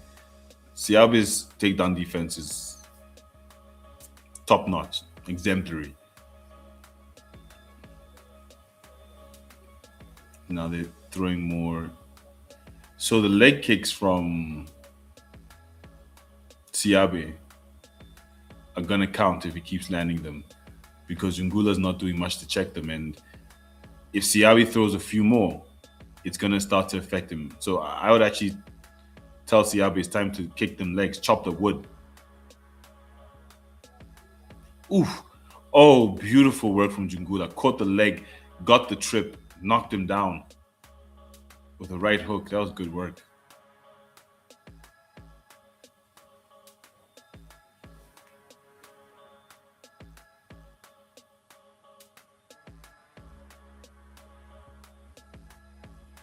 Yeah, you can see the reach difference.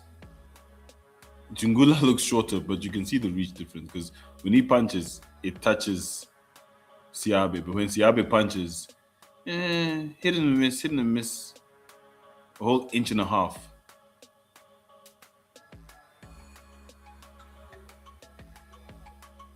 Punches and bunches.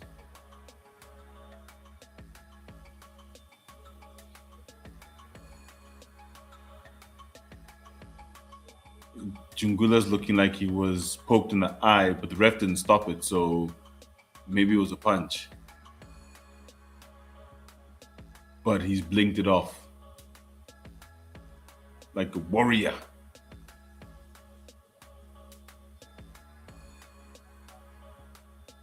Come on, boys. Give us blood.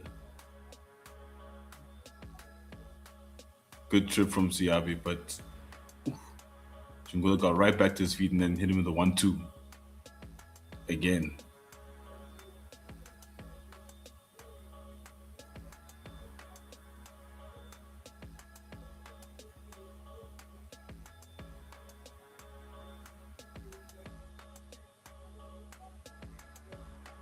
I don't know. This is a really close fight. It could go to splits, to be honest. Depends on where the judges are sitting. It's a very close fight to call. And then another takedown from Seabi. So right there, Jungula's takedowns have been stuffed, but Seabi's taken him down at least twice. Oh no, what a roll, what a sweep. And he's right back to his feet. This is good work from Sisa Jungula. You can't hold him, literally can't hold him down.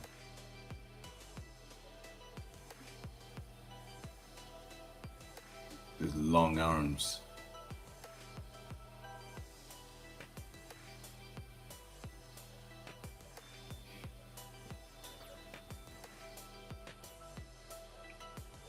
Although it looks like Seabi is, I wouldn't say getting tired, but he's not as explosive as he was earlier in the fight.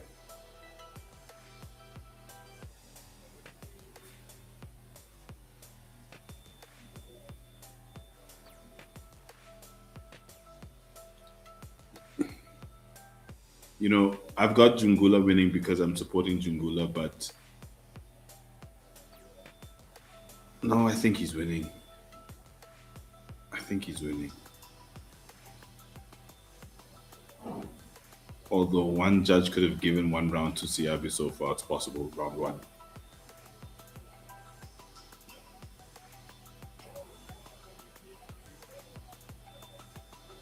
Seabi caught him with a right. Ooh! And now a jab.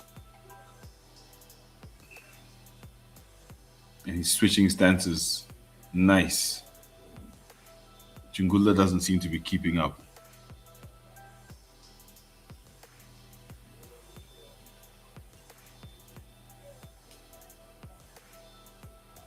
Ooh! Right hook from Jungula. And that's the round.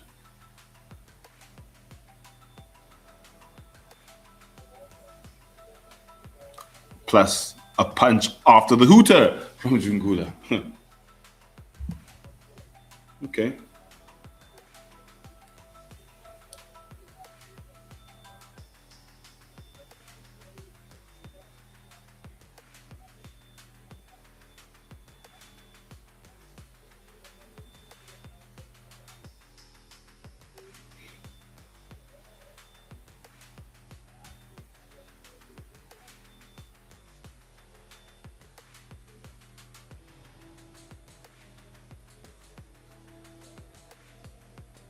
Yeah, the highlights seem to be showing Seabi a lot, so maybe.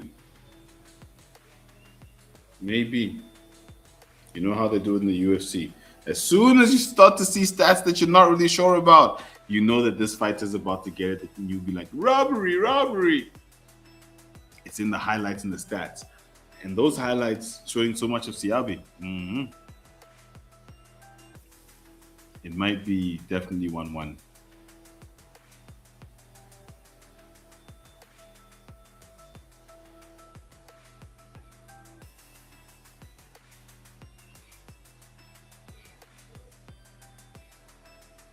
Ooh, nice tip from Seabi.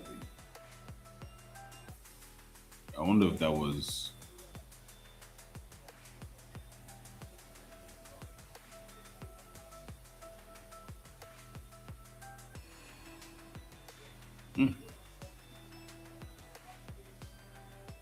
Just kicked him away.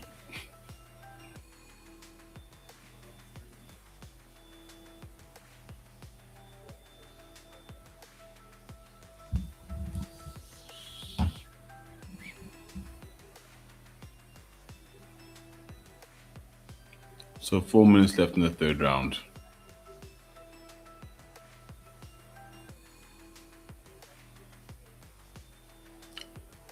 I wish they were throwing more combos like they were earlier. Maybe but the kicks coming from Seabi are nasty, and his takedown defense is mad.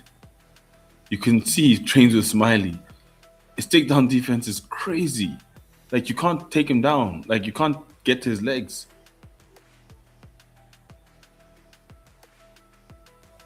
You can't get to his legs. As soon as you're close to his hips, bang, bang, up, pushes you away. And then he goes to his own takedown, then he gets it. He didn't get that one. Third round, definitely so far Seabi. This thing might be a split, eh?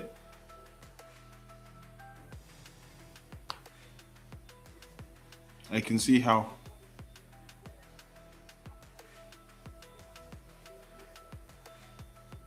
Every single takedown is being stuffed. And stuffed well.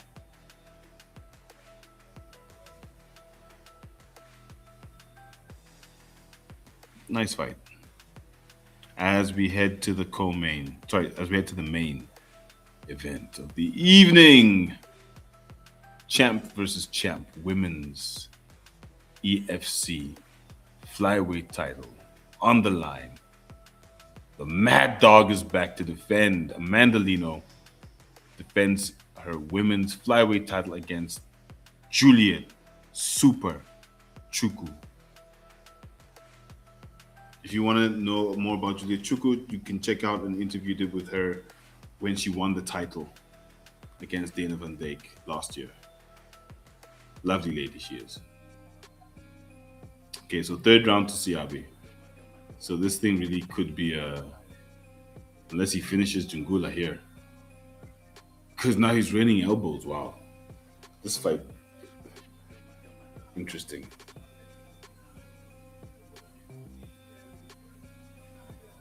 Jungula struggling. 2 minutes left in the first round. I'm sorry, in the third round.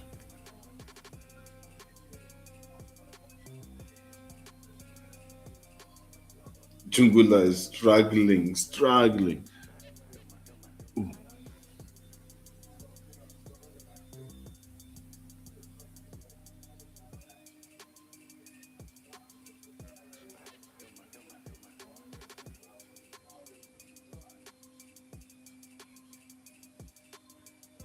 One minute, 19 seconds left in the fight.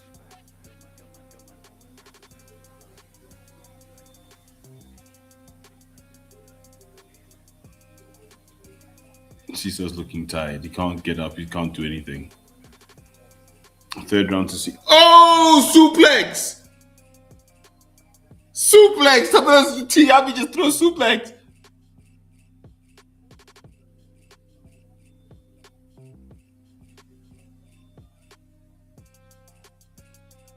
Thapelo Seabi just threw a suplex, yo. It's dope. This thing could go split Seabi. I can see how one judge can give him 2 and 3.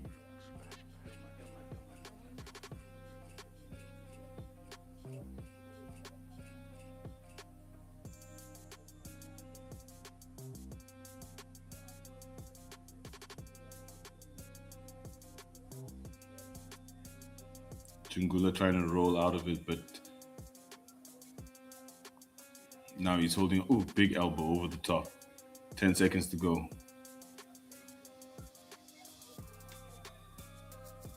Ooh, big elbows from Seabi. Okay, that is crazy. That is a crazy, crazy fight. I have no idea. I think Seabi by split.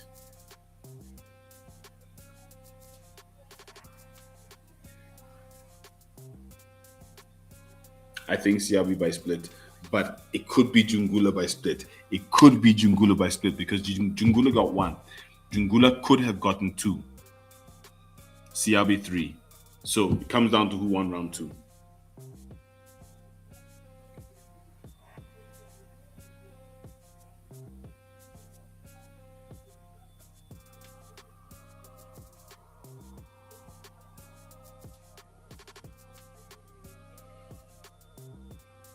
Seabi is going to be disappointed if he just doesn't win. But the thing is, it's a 3-round fight. You can't take the last 4 minutes, 3 minutes, and then think you won the whole fight.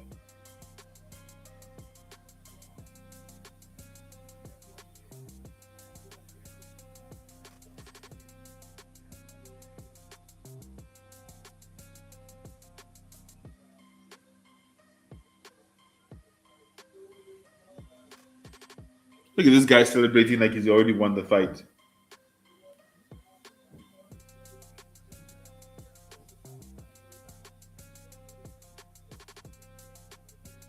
Yeah, I think Seabi could have won this fight. It's definitely going to split decision.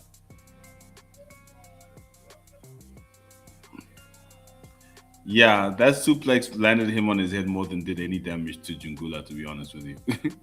Jungula was not hurt by that at all.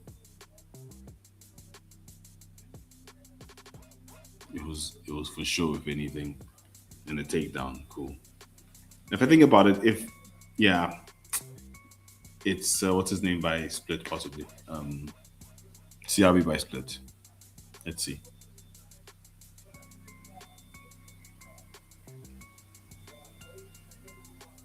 Yeah, because if I think about the takedown defenses, the number of times he kicked Jungula off.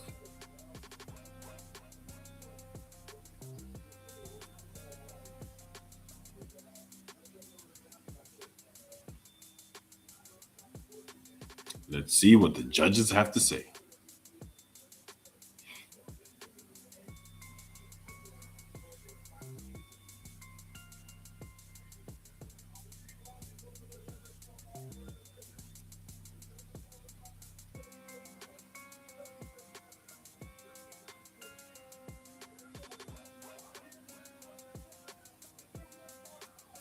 Yo, Seabi 30-27, 30-27, 29-28. All 3 rounds to Seabi. What the hell was I watching?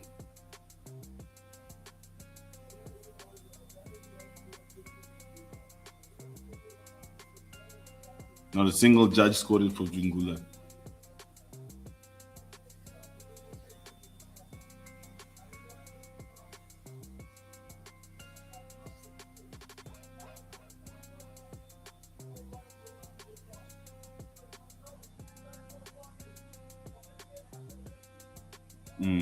So interesting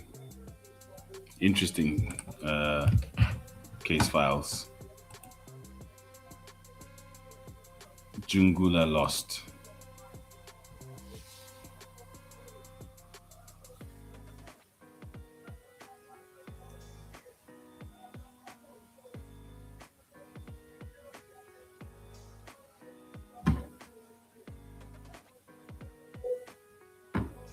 So, yes, that was interesting. Seabi just called out Balelo. He just called out Terence Balelo. I don't know, bro. I don't know. Black Panther, I don't think so. Not yet, my friend. You just got here. You just arrived. Busy calling out Terence Balelo. It's a bold call. So yeah, what happened there? Hey, I can't believe that they didn't score a single. Only one judge scored one round for Jungula. That's crazy. And here we go. It's the face-off. Gift Walker versus Faiz Jacobs.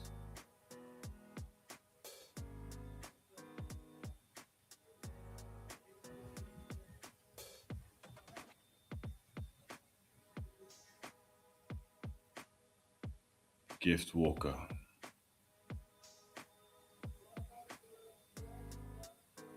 Faiz Jacobs.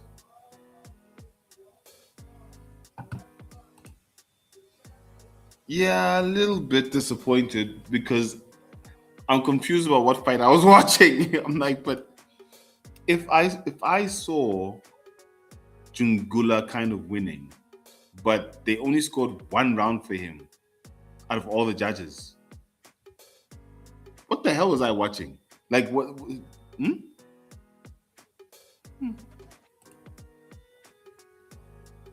Yeah, that's the one. I mean, that's what's confused me. But yes, let's go. It's Gift versus Faiz.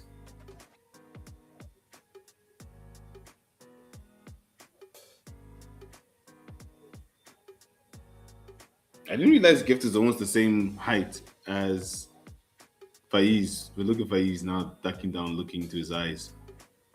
I love Faiz Jacobs.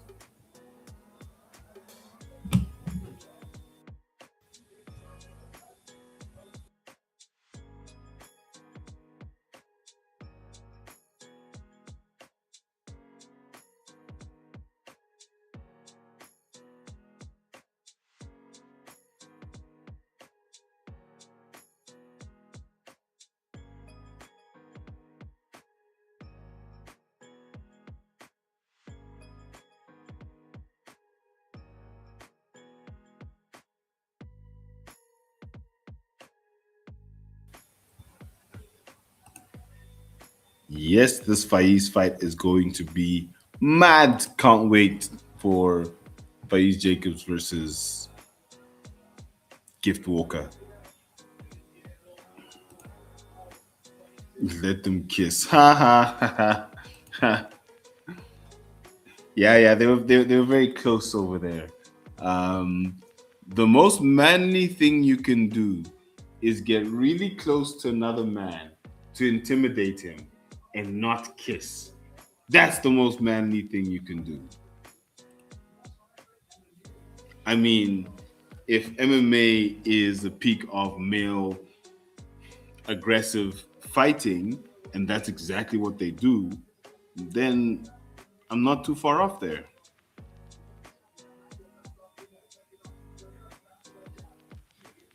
Oh, it is time for the main event. Lino versus Chukwu. Oh, it's going to be a good one.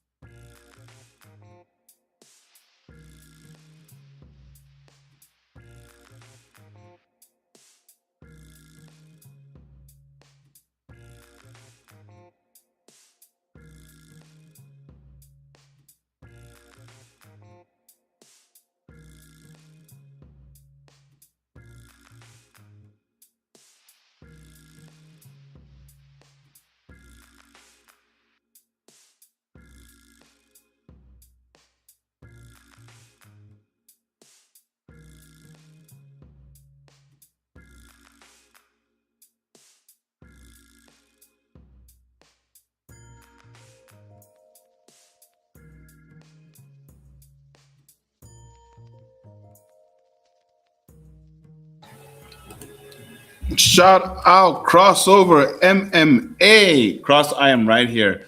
I was listening to the promo. But shout out, bro. Thank you so much for joining me. We are on the main event of the evening, the champ versus champ fight, Lino versus Chukwu. Women's fight. If Chukwu gets the title, she will be, I think, the only women's double champ, two division champ, simultaneous, by the way. And then she's gonna go back up and fight at bantamweight and defend that belt. We'll see how that goes. But shout out to Juliet Chukwu. Like that's actually pretty amazing.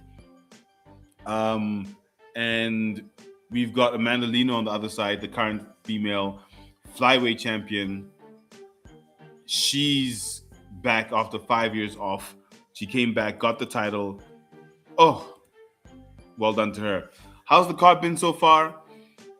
Good fights, enjoyable, but no finishes. And there was two fights where the guys should have they should have had the skill to finish their opponents, although the defense was good. But certain positions, they shouldn't have lost those. They shouldn't have lost those positions. They should have finished it. I'm so sorry. There was one finish. I keep on judging his finish because he should have finished earlier in the fight. And he finished end of the second. It should have been beginning of the second. But anyways, sorry, one finish on the card. Chukwu, let's go, says Case Files SA. She is looking good. Look at her shoulders. Damn. She's jacked. Yeah, so been a good card so far, Cross. Thank you so much for joining. Good to see you in the chats. If you do not subscribe, I mentioned it earlier, subscribe. Crossover MMA, Making the Walk. They do amazing content, MMA content, and they've got crosswalk every week. Not sure if it's on Tuesday or on Monday, but covering all kinds of sports, American sports very specifically. But shout out Crossover MMA. Oh, Juliet looks focused.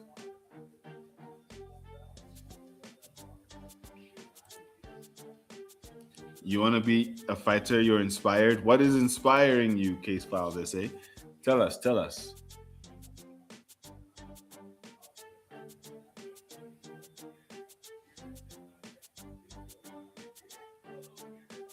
Juliet Chukwu. Let's go. Super Chukwu.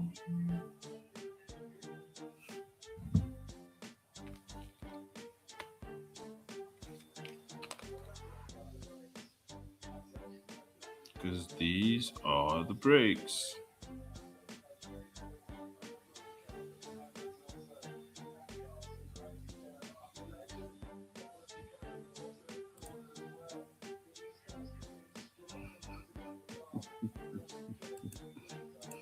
So boob reduction will get you to fight. Okay, well done. We love to see it. Crossover, thanks. Looking forward to the watch along with the whole crew. Bro, it's been a minute, man. 2025 was amazing. Those watch alongs were legendary. Still got people asking me, when are you doing the next watch along? What happened to the crew? So, yeah. Can't wait to do another watch along with you guys. Last year was epic. 2025 was absolutely freaking epic. Where is William? Where is William who? William Lekana? William Forge? William who?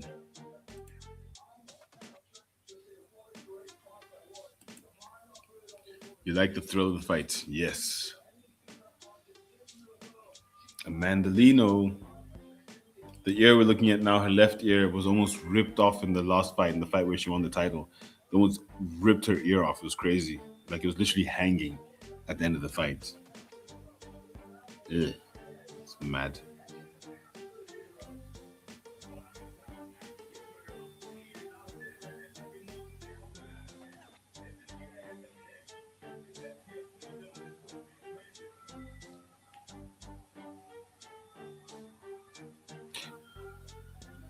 Yes, William Forge. I haven't seen him in a while, but I'm sure he's there somewhere.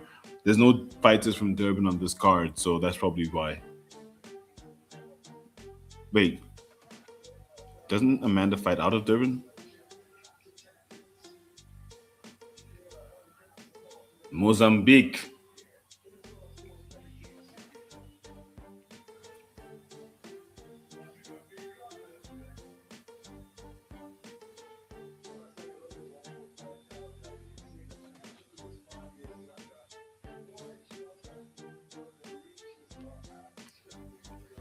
Identical reach, but Chukwu is 1 inch shorter. She's 30, Lino's 35. And man, Lino's still pretty young.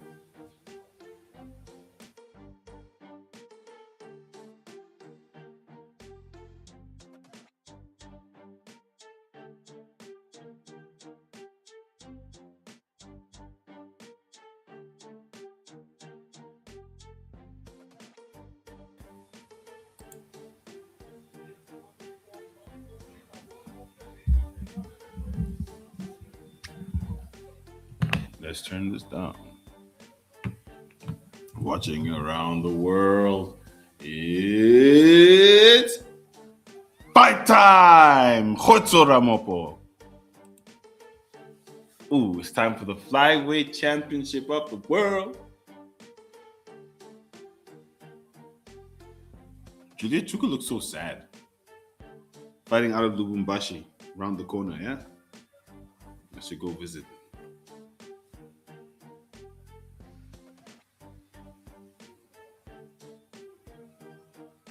Super Juliet Chukwu.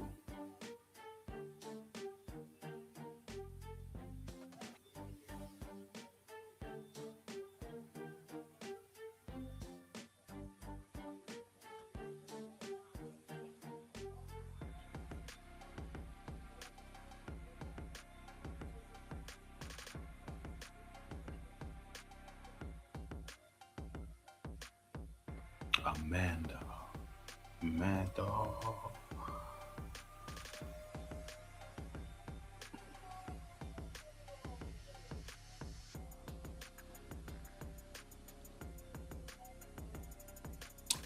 Bobby K is the ref for this fight. Okay. We see you, Bobby K.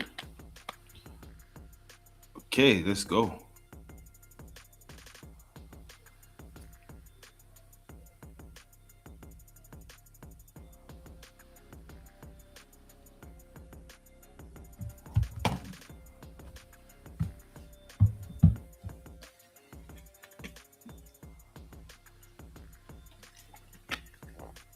Time for the main event. Let's go.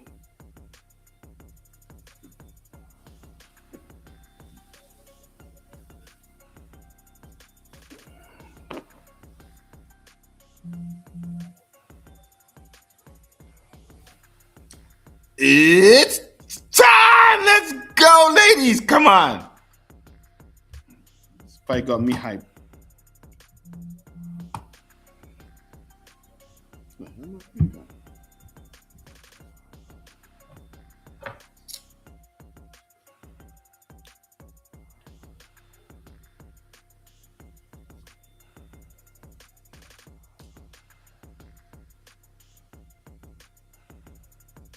Okay, still feeling each other out.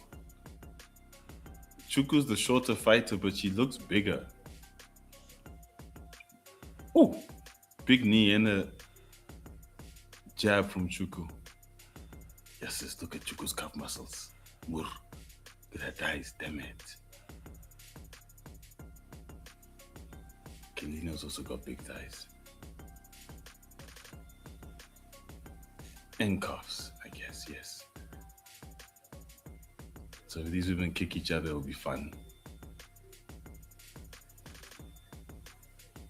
Oof! Kick him in the head! She tried. Tried to kick her in the head, but nothing was coming. Sure. Yo, this fight is tense. It's very tense.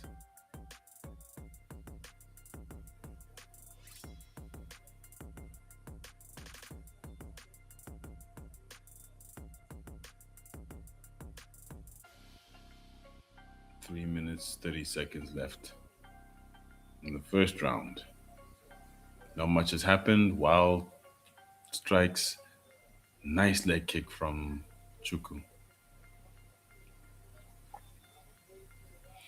And I'm asking myself, where to from here for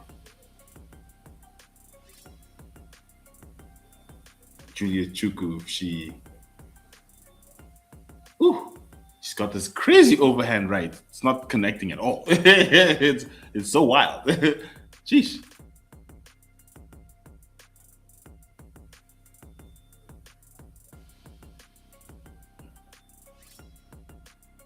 not much is happening. They really are just feeling each other out. But I don't know. The few strikes seem to be going Chukwu's way. But hey, man, I just watched a fight where I thought Sisa Jungula might have won by split, but man only got one round from one judge. Ugh.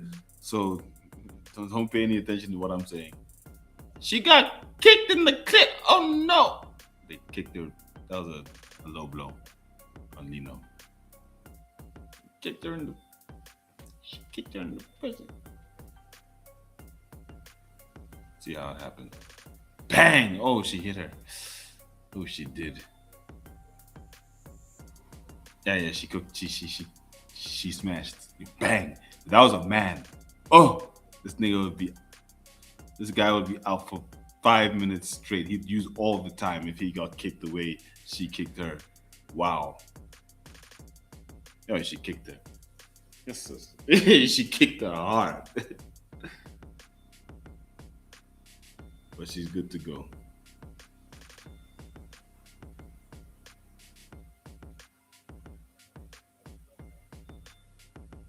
Okay, let's go. 2 minutes, 30 seconds left. Clash of legs. They both went for a leg kick. Chukwu looks focused and angry. Lino looks relaxed.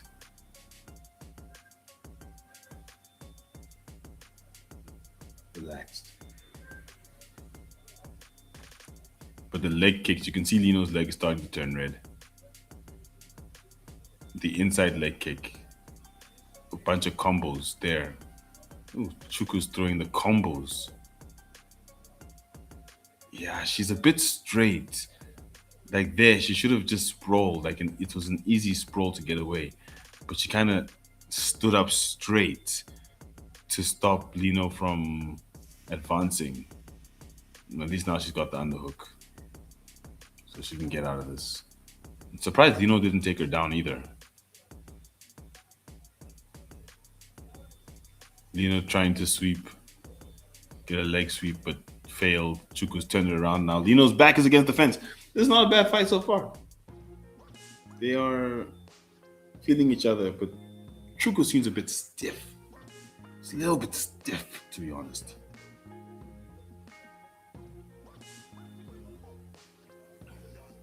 They're right in Chukwu's corner. That's an advantage.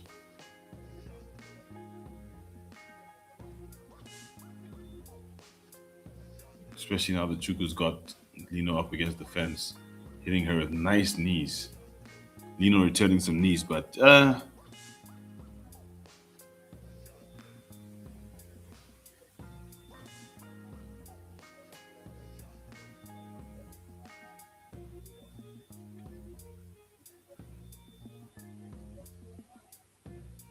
she keeps trying to hip toss, but it's not working.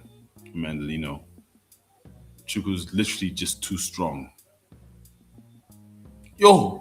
This is, oh my goodness. She just put her elbow right across the throat of Amanda Lino. And Amanda. Okay, she got the takedown at least with 10 seconds to go. She put that elbow right in her face. Oh, that was cute. That was really cool. That was nice. Okay, first round down. First round in the bag. Good fight. Good round. Good round.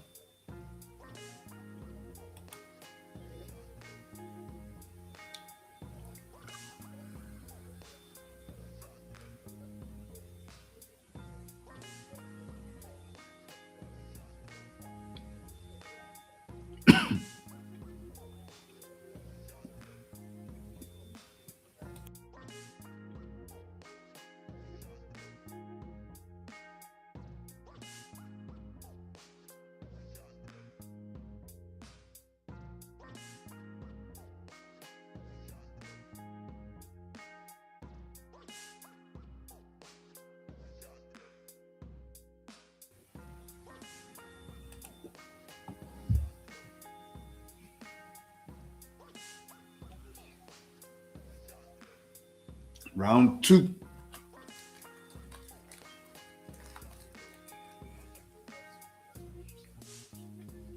Lino versus Chukwu.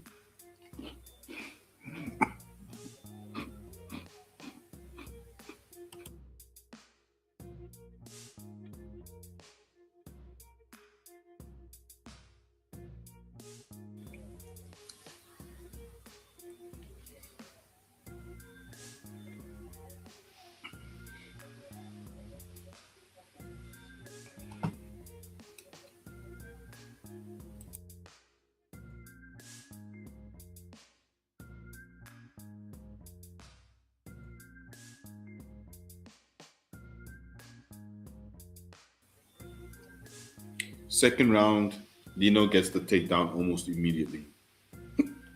Excuse me.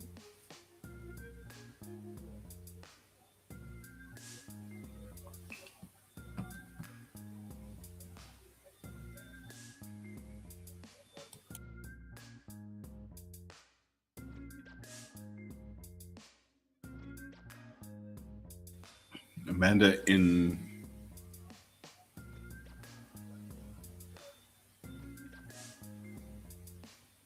half mount.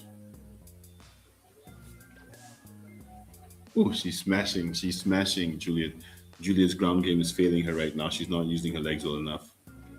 Toes in the cage.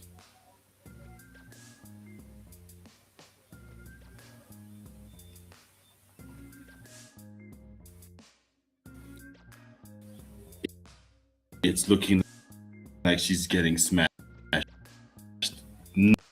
Nasty elbows from Lino.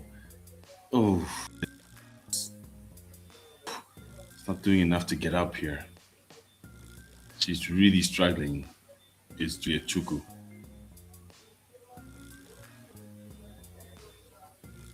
She's almost in mount. She's in Lino's in mount. So what's gonna happen now? Looks like she's going for an armbar. Yeah, Lino's in complete full mount now. Chukwu's not doing anything. Her bottom game is not okay. She's trying to punch back. And she's doing that thing of trying to reach the legs to grab shoulders. She's in trouble.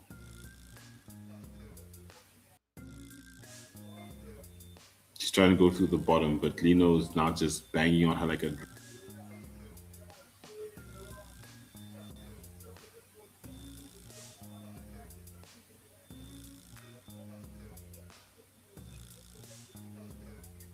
And now she's... Oh, Juliet Chukwu's managing to squeeze out. I don't know how. Lino went too high. She put her knees on Chukwu's shoulders, but it didn't work. And now she's got Chukwu's back. Chukwu's trying to go out the back, but Lino has the hooks. Now she's starting to squeeze a little bit. Looks like she might be going for RNC, rear naked choke, or what's her plan? Ground and pound? No plan. Chukwu's holding on to the arms. Okay, it's ground and pound. That's her go-to.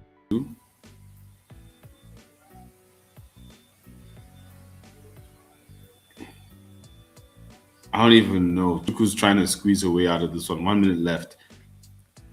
She's holding down Lino's arm to prevent her from attacking. It's working so far. She's been holding Lino's right arm.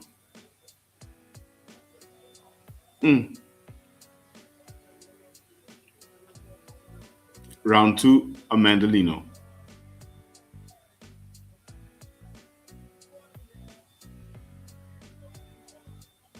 Oh, Juliet Chukwu's turned it. With 30 seconds left, she's almost turned Amanda Lino. There, she's turned it. Now Juliet Chukwu's in full guard. And Lino just kicked right off. And she's right back on top. And Lino kicks her off again. Oh!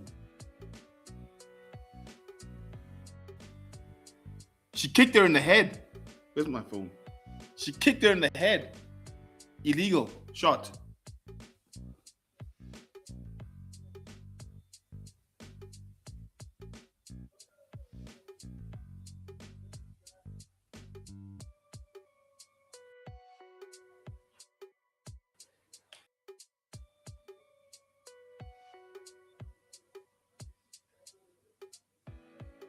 Kick to a grounded opponent. Kick to the head of a grounded opponent. And Amanda Lino's bleeding a little bit. Right on the jaw.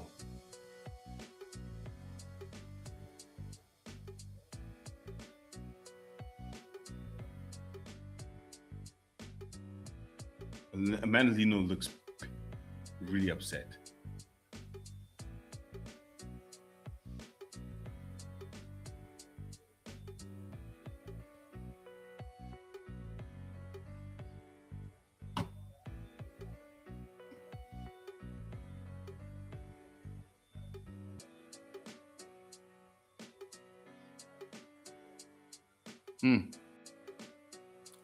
He might take a point.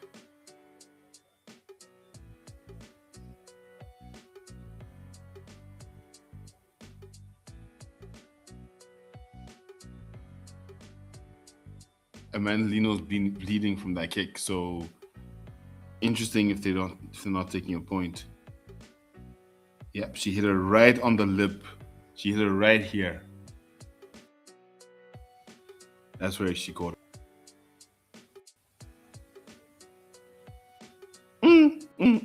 That was nasty work, Juliet. That was nasty work. Especially because you're keeping your points. Let's see if they take a point. Ref is talking to the officials.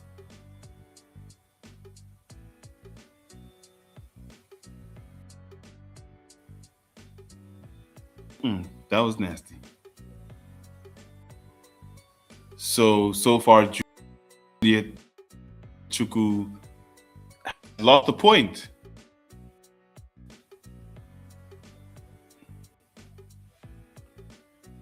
So Juliet Chukwu has just lost a point for an illegal up kick to an opponent, and now the ref is resetting them.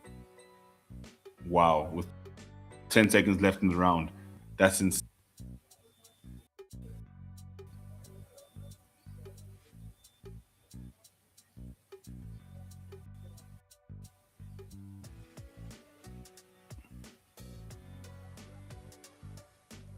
Yeah, that was not the position. Bobby, you messed up.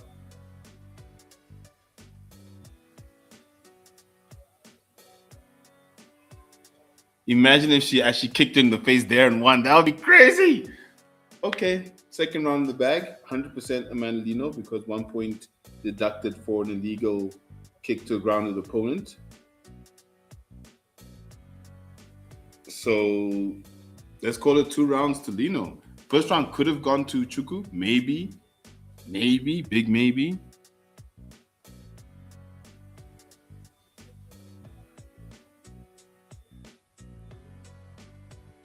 No, 100% Lino. Chukwu needs to finish this fight. Like, it's that simple.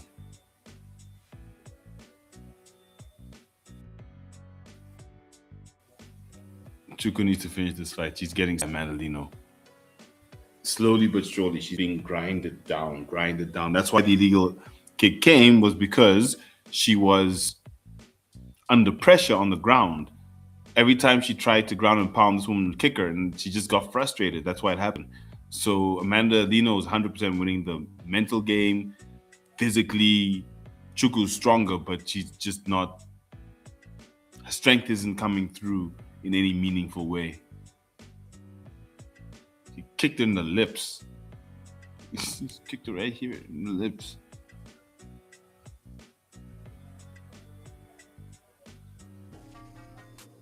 Lino goes straight into a blitz and tries to get the takedown.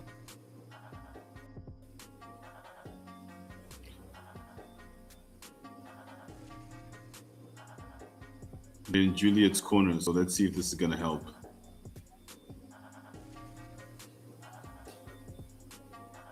Now Lino's the favorite.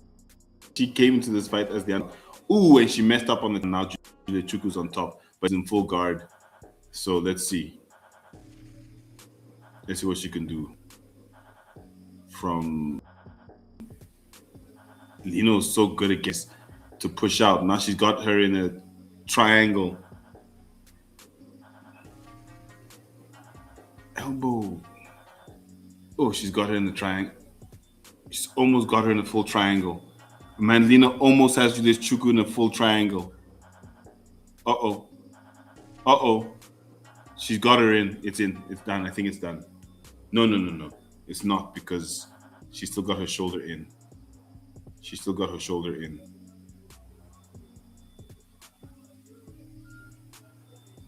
But I think Juliet Chukwu's use your elbow, grind your elbow, Juliet. No, she's not got it. Her arm is in, so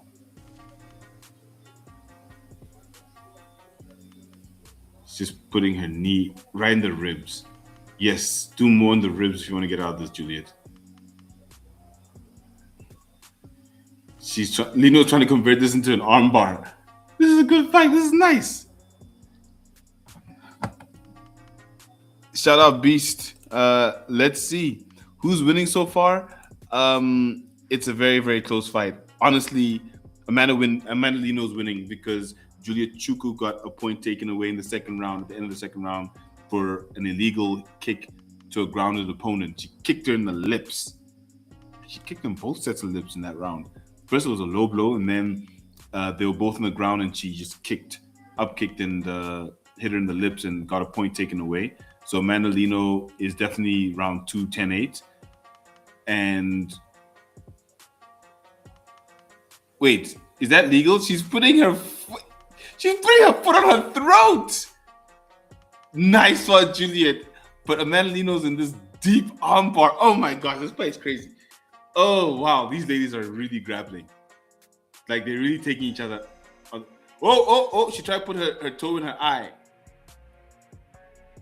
She's putting her foot around her face. Juliet Chukwu is so dirty. I love it. And Lino's got her in this arm bar, but it's just not working. Juliet Chukwu is literally choking her out with her feet. I ain't never seen this before. She's going for what looks like a Kimura now. I've never seen what Juliet Chukwu is doing before. She's got her foot here. And she got the armbar. Amanda Lino got the armbar. Amanda Lino by submission. Wow. Congratulations, Amanda Lino. Whoa, that was crazy. That was nasty. Man, she had her foot all up in her throat. You were right, bro. Amanda Lino won. You can't watch the fight because you're not home. Sounds like you're missing out. Yes, this was a fun fight. Amanda Lino. Well done. She got the armbar, second round. Sorry, third round. Wow.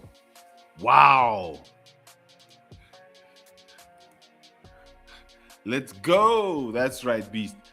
Case Files SA. Yeah, that foot was all up. That foot was all up in your face. That foot was nasty, man. Imagine you're just there, someone is just putting their foot in your face. UFC needs to sign here. Yes, we need to do a UFC show. 100% agree. It's just the times. Jeez, those times, man. 3 a.m., 2 a.m. It's crazy.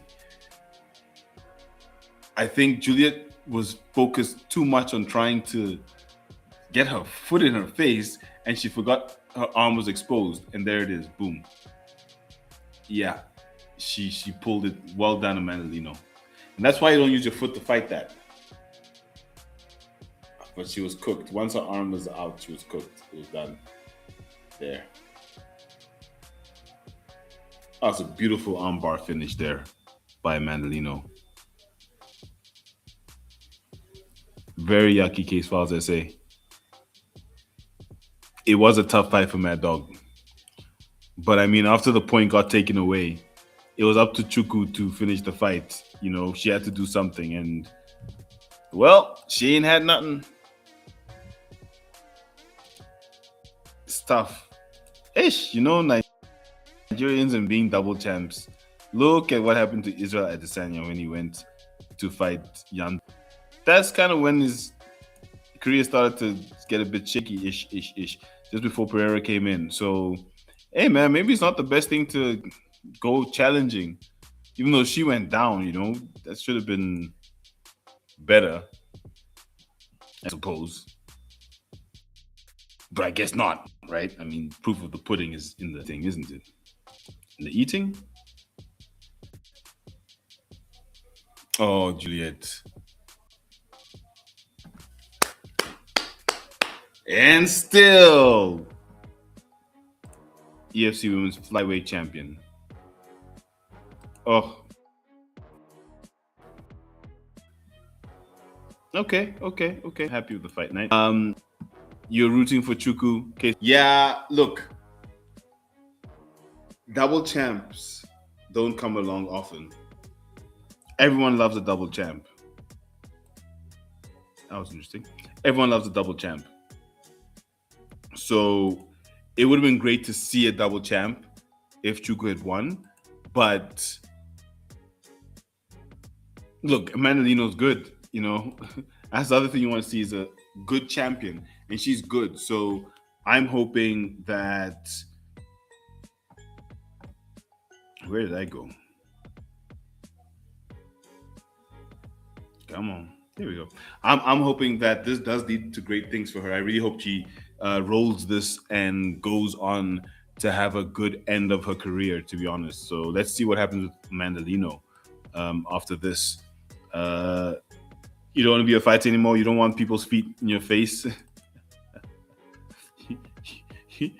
Someone's foot just here, just caressing, trying to go into your eye, and not in a pleasant way. There could be pleasant ways. Who knows? Yeah, so no more fighting for you, Case Files, I say.